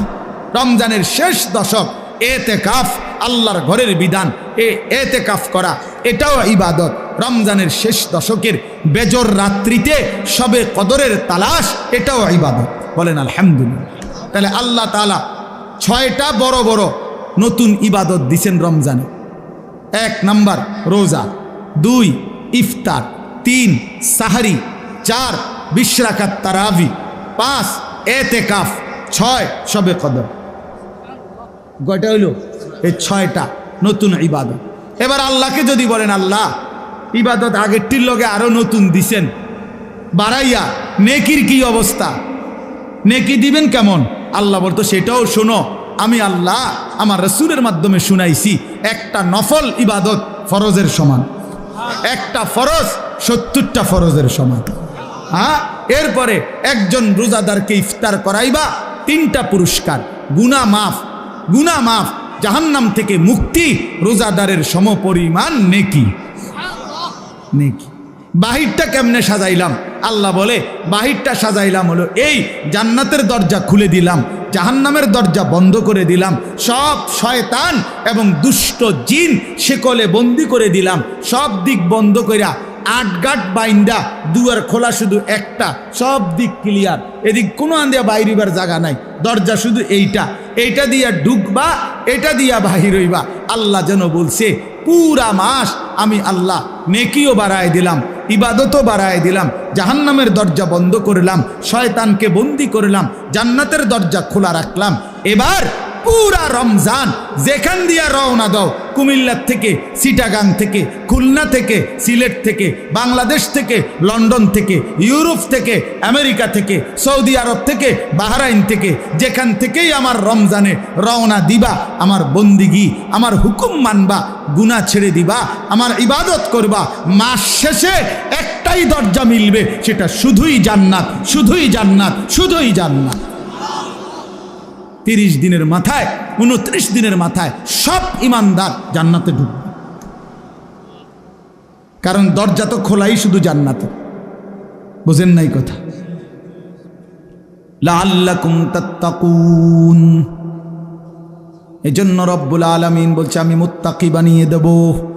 অতএব বাপ কদর করেন, কদর করেন, কদর করেন। আল্লাহ বলছে মুত্তাকি বানিয়ে দেব। হ্যাঁ, বিদেশের জন্য আপনার ফ্লাইটের জন্য 2টা জিনিস দরকার, একটা পাসপোর্ট, একটা ভিসা। এই যে আমার পাসপোর্টও হয়েছে, ভিসাও হয়েছে, আমার ফ্লাইট সোমবারে, উমরার ফ্লাইট 24 তারিখ। তো এখানেও আল্লাহ তাআলা বলছে ইয়া আইয়ুহাল্লাযীনা আমানু, হে ঈমানদার, আমি তোমার ঈমানের পাসপোর্ট নিলাম। 30 দিন কথা মতো চলবা, অথবা 29 দিন, 31 দিন লাগবে না, 30 দিনের মাথায় ঈমানের পাসপোর্টে আমি আল্লাহ তাকওয়ার ভিসা লাগায় দেব, ঈদের দিন ফ্লাইটে উঠে দেব। যা, ঈদের দিন জান্নাতের ফ্লাইট। ফ্লাইট কোন দিন? ভিসা লাগবে কয় দিনে? 30 দিন, অথবা 29 দিন, 31 দিন। 31 দিন নেব না, 30 দিনে ভিসা, 29 দিনে ভিসা। এই জন্য আমরা রমজানকে কদর করব তো ইনশাআল্লাহ। সর্বশেষ অনুরোধ হইল আল্লাহর ওয়াস্তে নিজের মা বোন, নিজের স্ত্রী কন্যাকে এত বড় শ্রেষ্ঠতম রমজানে আল্লাহ রহমত দিতে চায়, মাগফিরাত দিতে চায়, জাহান্নাম থেকে নাজাত দেয়, আল্লাহ 70 গুণ নেকির পরিমাণ বাড়ায়া দেয়। বাপ, এই অবস্থায় যে মুসলমান, যে ইমানদার নারী মুসলিম পরিচয় দিয়ে বাজারে বাজারে, মার্কেটে মার্কেটে ঘুরে একজোড়া জুতার জন্য, একটা শাড়ির জন্য, একটা গহনার জন্য, একটা 3 পিসের জন্য, আল্লাহর কসম, আমার শায়েখ আল্লামা মুফতি মুশতাকুন নবী সাহেব হুজুর সব সময় বলে, হায় বোন, আহা মা বোন, হীরামণি মুক্তা ছেড়ে এক মাটির দলা নিলাম। রমজানের এক এক মুহূর্ত ছিল তোমার জন্য হীরামণি মানিক, হীরামণি মুক্তা। তুমি এমন হীরামণি মুক্তা ছেড়ে দিয়ে তুমি মাটির ঢিলা নিলা, অর্থাৎ তুমি একজোড়া জুতা নিলা। তো আল্লাহ ডাকতেছে, আমার বান্দি শোনো, রহমত নাও, মাগফিরাত নাও, নাজাত নাও। নাফরমান এই বেহায়া বেপর্দা নারী বলতেছে, আল্লাহ তোমার এটি তোমার কাছে রাখো, ইতান আমার লাগতো না, আমার দরকার জুতা, আমি জুতা কিনতে যাই, আমার দরকার 3 পিস, আমার দরকার শাড়ি গহনা। ইনসাফ না, এটা ইনসাফ না, এটা কখনোই ইনসাফ হইতে পারে না। এই পৃথিবীতে এই 1450 বছরের মধ্যে পৃথিবীর কোনো কিতাবে, গোটা পৃথিবীর কোনো আলেম, কোরআন সুন্নাহর কোথাও এই কথা নাই যে ঈদের দিন, রমজানের ঈদের দিন নতুন কাপড় ইনটেক, অর্থাৎ আজকেই প্রথম পরা শুরু করছে, এমন জুতা, এমন শাড়ি, এমন জামা, এমন প্যান্ট পরতে হবে, এমন কথা খোদার কসম পৃথিবীর কোনো কিতাবে নাই। আল্লাহও বলে নাই, রসুলও বলে নাই, কোনো উলামায়ে কেরাম বলে নাই এটা দুশমনের বানানো, এটা দুশমনদের বানানো। এটা আজকে আমাদের কলিজায় ঢুকায় দিছে। ঈদ মানে নতুন জুতা, ঈদ মানে নতুন শাড়ি, ঈদ মানে নতুন গহনা, ঈদ মানে নতুন জামা। আল্লাহর কসম এটা মিথ্যা কথা, মিথ্যা কথা, মিথ্যা কথা, মিথ্যা কথা। এটা ঈদ মানে ইবাদত, ঈদ মানে জুতা না। তোমার কি ঈদের দিন জুতা দিয়া ফিটবো নি? তুমি জুতা দিয়া কিনবা? হ্যাঁ, ফালতু কোথাকার। ঈদ মানে জুতা হবে কেন? ঈদ মানে ইবাদত। ঈদ মানে কি? ইবাদত। বিবাহ মানে উৎসব না, বিবাহ মানে ইবাদত। নবীজি বলছে আন নিকাহু মিন সুন্নতি, বিয়ে আমার সুন্নাত। তো যেটা সুন্নাত এটা তামসা, কথা বলেন না কেন? এটা ফুর্তি না, ইবাদত। তাইলে বিবাহ ইবাদত, ঈদ ইবাদত, এটা ইবাদত। অতএব কারো বাফে দেয় না ঈদ, এটা জাতিসংঘ দেয় নাই, বাংলাদেশ সরকার দেয় নাই। যিনি দিয়েছেন ঈদ, তুমি ঈদের আনন্দ যদি করতে হয় তো তার নির্দেশনা মতে করতে হবে। ঈদ হইল আল্লাহর, ঈদ হইল রাসূলুল্লাহ বলছেন ওমা বাজায় ডেকসেট, ডেকসেট বাজায়, ডেক ফিকাফের মধ্যে করে, হ্যাঁ ফিকাফের মধ্যে আপনার ডেকসেট বাজায় ঈদের দিন। ও ক্যান্টনমেন্ট থেকে চান্দিনা, চান্দিনার থেকে ক্যান্টনমেন্ট, ক্যান্টনমেন্ট থেকে এলিটগঞ্জ, এলিটগঞ্জ থেকে ক্যান্টনমেন্ট, ফিকাফে কইরা আপনার ফিকাফের মধ্যে ডেকসেট বাজে, গান বাজে, আর সাথে 12, 14, 16 জন এরাও কুত্তার মতো লাফায়, কুত্তার মতো লাফায়। আমার ছেলে জিগাইছিল আমার একদিন ঈদের দিন, ছোট ছেলে জাব্বু এরা এরম লাফায় গা। আল্লাহর কসম আমি হেরে কইছি আব্বা এ করে কুত্তা কামড়াইছে। হ্যাঁ, এই জন্য আর আজকে ঈদের দিন দেখে দোকানপাট বন্ধ, কোনো ওষুধের দোকান নাই। মিজান ভাই আইলাইছে মাহফিলে, তো এই জন্য কোনো ডাক্তার নাই, এই জন্য কুত্তার কামড়ে এভাবে লাফাইতে আছে। নাই তো কি কারণ বলে? এটা কোনো কথা হইল যে ডেকসেটের মধ্যে করে, পিকআপের মধ্যে করে লাফাবে? এটা কোনো ঈদ হইল? আল্লাহ আমাদেরকে বুঝ দান করে। এজন্য বাপ আমি যেটুকু সম্ভব আপনাদেরকে বললাম, আপনারা দয়া করে রমজানকে কদর করবেন, বলেন ইনশাআল্লাহ। প্রিয় যুবক ভাই, নওজোয়ান ভাই, তোমাদের কাছেও আমার অনুরোধ, রমজানকে সামনে রেখে নিজেকে পরিবর্তনের সিদ্ধান্ত নাও। পুরা রমজান গুনাহ ছেড়ে দাও বাপ, পুরা রমজান 20 রাকাত পূর্ণ তারাবি পড়ো ভাই। তারাবি 20 রাকাতে, তারাবি বাস্তবিক অর্থে 20 রাকাত, আসলেই 20। সর্বোচ্চ গবেষণা এবং 1450 বছরে আল্লাহর কসম, রব্বে কাবার কসম, উম্মতের সংখ্যাগরিষ্ঠ ওলামায়ে কেরামের সিদ্ধান্ত এটাই যে তারাবি 20 রাকাত। তারাবি 8 রাকাত না, 8 রাকাত তাহাজ্জুদ, 8 রাকাত তাহাজ্জুদের নামাজ, অর্থাৎ 20 রাকাত তারাবি প্রথম রাতে পড়ার পরে ইচ্ছে করলে ভোর রাত্রে আপনি আবার 8 রাকাত তাহাজ্জুদ পড়তে পারেন, কোনো অসুবিধা নেই। ওটা তাহাজ্জুদ পড়বেন। আবার রমজান মাসে তাহাজ্জুদ কি হয়ে যায় না, রহিত হয়ে যায় না। সারা বছরের মতো রমজানেও তাহাজ্জুদের হুকুম চলমান থাকে, এটা আলাদা হুকুম। আর তারাবি নতুন হুকুম, কথা বোঝেন নাই? এটাকেই নতুন আমল। 20 রাকাতই তারাবি। কয় রাকাত বলেন? 20 রাকাতে। বই একটা জিনিস মনে রাখবেন, ওই যে আল্লাহ ওয়াদা দিছে রমজানেই আমি মুত্তাকি বানাবো, 1 মাসেই মুত্তাকি, 1 মাসেই জান্নাতি। এই জন্য আল্লাহ তাআলা রমজানের হিসাব অন্য জায়গায় নেয় না। এ রমজানের হিসাব রমজানেই ক্লিয়ার, ডেলিটা ডেলি ক্লিয়ার। হ্যাঁ, ডেলির হিসাব আপনার। এই জন্য আপনার আমি সহজ উদাহরণ বলি, এই শেষ উদাহরণটা। ফজরের নামাজের ফরজ কয় রাকাত? জোহরের ফরজ কয় রাকাত? আসরের ফরজ কয় রাকাত? কত হইল? 10। মাগরিবের ফরজ কয় রাকাত? কত হইল? 13। এশার ফরজ কয় রাকাত? কত হইল? 17। বুঝতেছেন কিনা? বিতির ওয়াজিব কয় রাকাত? 3 রাকাত। কত হইল? এই সব কিতাবে আছে। বান্দা যদি ফরজ এবং ওয়াজিব আমলের মধ্যে কোনো ত্রুটি হয়, কমতি হয়, ঘাটতি হয়, তাহলে সুন্নত নফল দ্বারা আল্লাহ তাআলা ওই ঘাটতি কমতি পূরণ করে বরাবর করে দেয়। তো এই জন্য প্রতিদিন 20 রাকাত ফরজ এবং ওয়াজিব নামাজ। এই আজকের দিনে যা হইল রমজানে, তো আজকেই আবার রাতে 20 রাকাত তারাবির মাধ্যমে আল্লাহ তাআলা ওই 20 রাকাত ফরজ ওয়াজিবের ঘাটতি পূরণ করে ডেইলির হিসাব ডেইলি মিলাইয়া শেষের দিনে জান্নাত দিয়ে দেয়। হ্যাঁ, এটা বলে হুজুর আপনি এটা বানাইয়া করলেন না, খোদার কসম এটা বানাইয়া বলি নাই, এটা কিতাবে আছে।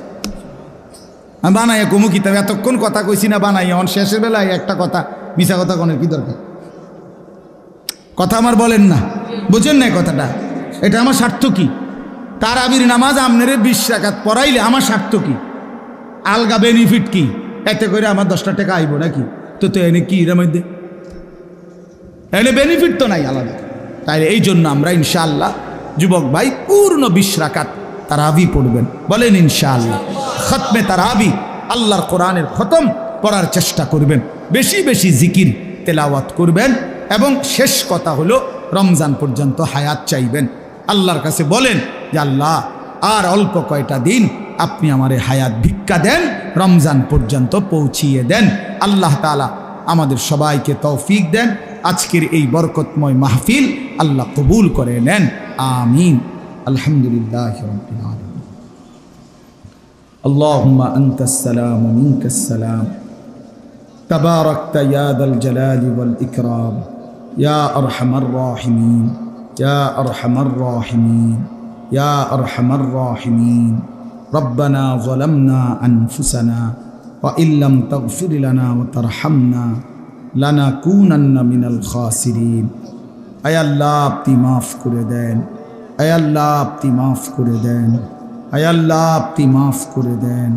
রাত অনেক গভীর মাওলা, আয় আল্লাহ আপনি মাফ করে দেন, মেহেরবান মাওলা আপনি মাফ করে দেন। আল্লাহ আযাব দিলে আপনার কোনো লাভ নাই, মাফ করে দিলে আপনার কোনো ক্ষতি নাই, মাফ করে দিলে আপনার কমবে না, মাফ না পেলে আমাদের উপায় থাকবে না। আয় আল্লাহ আপনি আমাদেরকে মাফ করে দেন। আল্লাহ জিন্দিগির সমস্ত নাফরমানি মাফ করে দেন। আয় আল্লাহ আগামী জিন্দিগি সুন্দর করে দেন, ঈমান আমলের দৌলত দান করেন, ইজ্জত আফিয়ত দান করেন, তাকওয়া তহারত দান করেন, হিম্মত ইস্তেকামত দান করেন, দ্বীনের উপরে থাকার চলার তৌফিক দান করেন, আখিরাতের ফিকির দান করেন, কবরের ভয় দান করেন, জাহান্নামের ভয় দান করেন, জান্নাতের আশা দান করেন। আয় আল্লাহ জিন্দিগি সুন্দর করে দেন, বাকিটা হায়াত কাজে লাগাবার তৌফিক দান করেন। সেজদাওয়ালা কপাল বানিয়ে দেন, কাঁদনেওয়ালা চোখ বানিয়ে দেন, জিকিরওয়ালা জবান বানিয়ে দেন, মোহাব্বতওয়ালা দিল বানিয়ে দেন, সুন্নাতওয়ালা বন্দিগিওয়ালা জীবন বানিয়ে দেন। আল্লাহ আপনি জিন্দিগি কাজে লাগাবার তৌফিক দান করেন। আল্লাহ আমাদের সকলকে কবুল আর মঞ্জুর করেন। মাওলা আমার কিশোর যুবক ভাইগুলোকে নামাজি বানিয়ে দেন, চরিত্রবান বানিয়ে দেন। বাবা চাচা মুরব্বীদেরকে আরও বেশি নেক আমলের তৌফিক দান করেন। ওলামায়ে কেরামকে হায়াত দারাজ করেন। সমস্ত কবরবাসীদেরকে মাফ করে দেন। কিয়ামত পর্যন্ত কবরের আযাব মাফ করে দেন। কবরগুলোকে জান্নাতের টুকরা বানিয়ে দেন, আপনার নূরে রহমত দ্বারা ভরপুর করে দেন। আল্লাহ প্রত্যেকেই আমরা স্বজন হারা, মা বাপ আত্মীয় স্বজন কতজনকে হারিয়েছি। আল্লাহ প্রত্যেকটা কবরবাসীকে মাফ করে দেন। আল্লাহ কিয়ামত পর্যন্ত মাফ করে দেন। আল্লাহ অসুস্থ বিমারি যারা শিফায়ে কামেলা আজেলা দান করেন, প্রত্যেকের কামাই রুজিতে হালাল বরকত দান করেন। শহরে বন্দরে দেশে বিদেশে প্রবাসে যে যেখানে আছে সহি সালামতে নিরাপদে রাখেন, হালাল রোজগার করার তৌফিক দান করেন। প্রবাসী বাবা ভাইদেরকে ঈমান আমলের সাথে থাকার তৌফিক দান করেন। আল্লাহ আমাদের সকলকে কবুল আর মনসুর করে নেন। আয় আল্লাহ আমার দেশকে নিরাপদ করে দেন, আমার দেশকে নিরাপদ করে দেন, আমার দেশকে নিরাপদ করে দেন। আমার প্রতি ইঞ্চি মাটিকে আল্লাহ, আমার মাতৃভূমির প্রতি ইঞ্চি জমিনকে আপনি নিরাপদ করে দেন। প্রতিটা মানুষের জান মাল ইজ্জত আবরুর হেফাজত করে দেন মওলা। আল্লাহ আপনি কবুল করেন, আপনি মঞ্জুর করেন। আয় আল্লাহ সারা পৃথিবীর মজলুম মুসলমানদেরকে বিজয় দান করেন, ফিলিস্তিনের বিজয় দান করেন, গাজার বিজয় দান করেন, ইসরায়েলের ইহুদি বেঈমানদেরকে ধ্বংস করে দেন, মজলুমের বিজয় দান করেন, জালেমের পরাজয় দান করেন। আল্লাহ আপনি আমাদের সবাইকে কবুল আর মনসুর করে নেন। আয় আল্লাহ, এই জাবালে নূর মডেল মাদ্রাসা আপনি কবুল করে নেন আল্লাহ, আপনি কবুল করে নেন। ভাইদের এই ইন্তজামের মধ্যে বরকত দান করেন। মাদ্রাসায় ছাত্রছাত্রী আরও মিলায়া দিয়েন, উপযুক্ত উস্তাদ শিক্ষক মিলায়া দিয়েন, এলাকাবাসীর দিল মাদ্রাসার সাথে সম্পৃক্ত করে দিয়েন। আল্লাহ, আজকের এই মাহফিল বাস্তবায়ন করতে গিয়ে যেভাবে অংশগ্রহণ করেছে প্রত্যেককে উত্তম বিনিময় দান করেন, প্রত্যেককে উত্তম বিনিময় দান করেন। আল্লাহ, ঘরের মা বোন যারা পর্দানসীন আছে সকলকে মাফ করে দেন, পর্দানসীন হিসাবে কবুল করে নেন। মা ফাতেমা রাবেয়া বসরিয়ার মতো আপনি বানিয়ে দেন। আল্লাহ, রাত গভীরে আখিরি ফরিয়াদ, রমজান পর্যন্ত হায়াত ভিক্ষা দান করেন। রমজান দেখা যায় মাওলা, রমজানের গ্রাণ শোনা যায়, এত কাছে এসে বঞ্চিত কইরেন না, বঞ্চিত কইরেন না মাওলা, এতটা কাছে এনে বঞ্চিত কইরেন না। আল্লাহ, ভালোবাসার অপেক্ষার মাস রমজান, আজ অনেক দিন অপেক্ষা করছি মাওলা। আল্লাহ, আপনি দয়া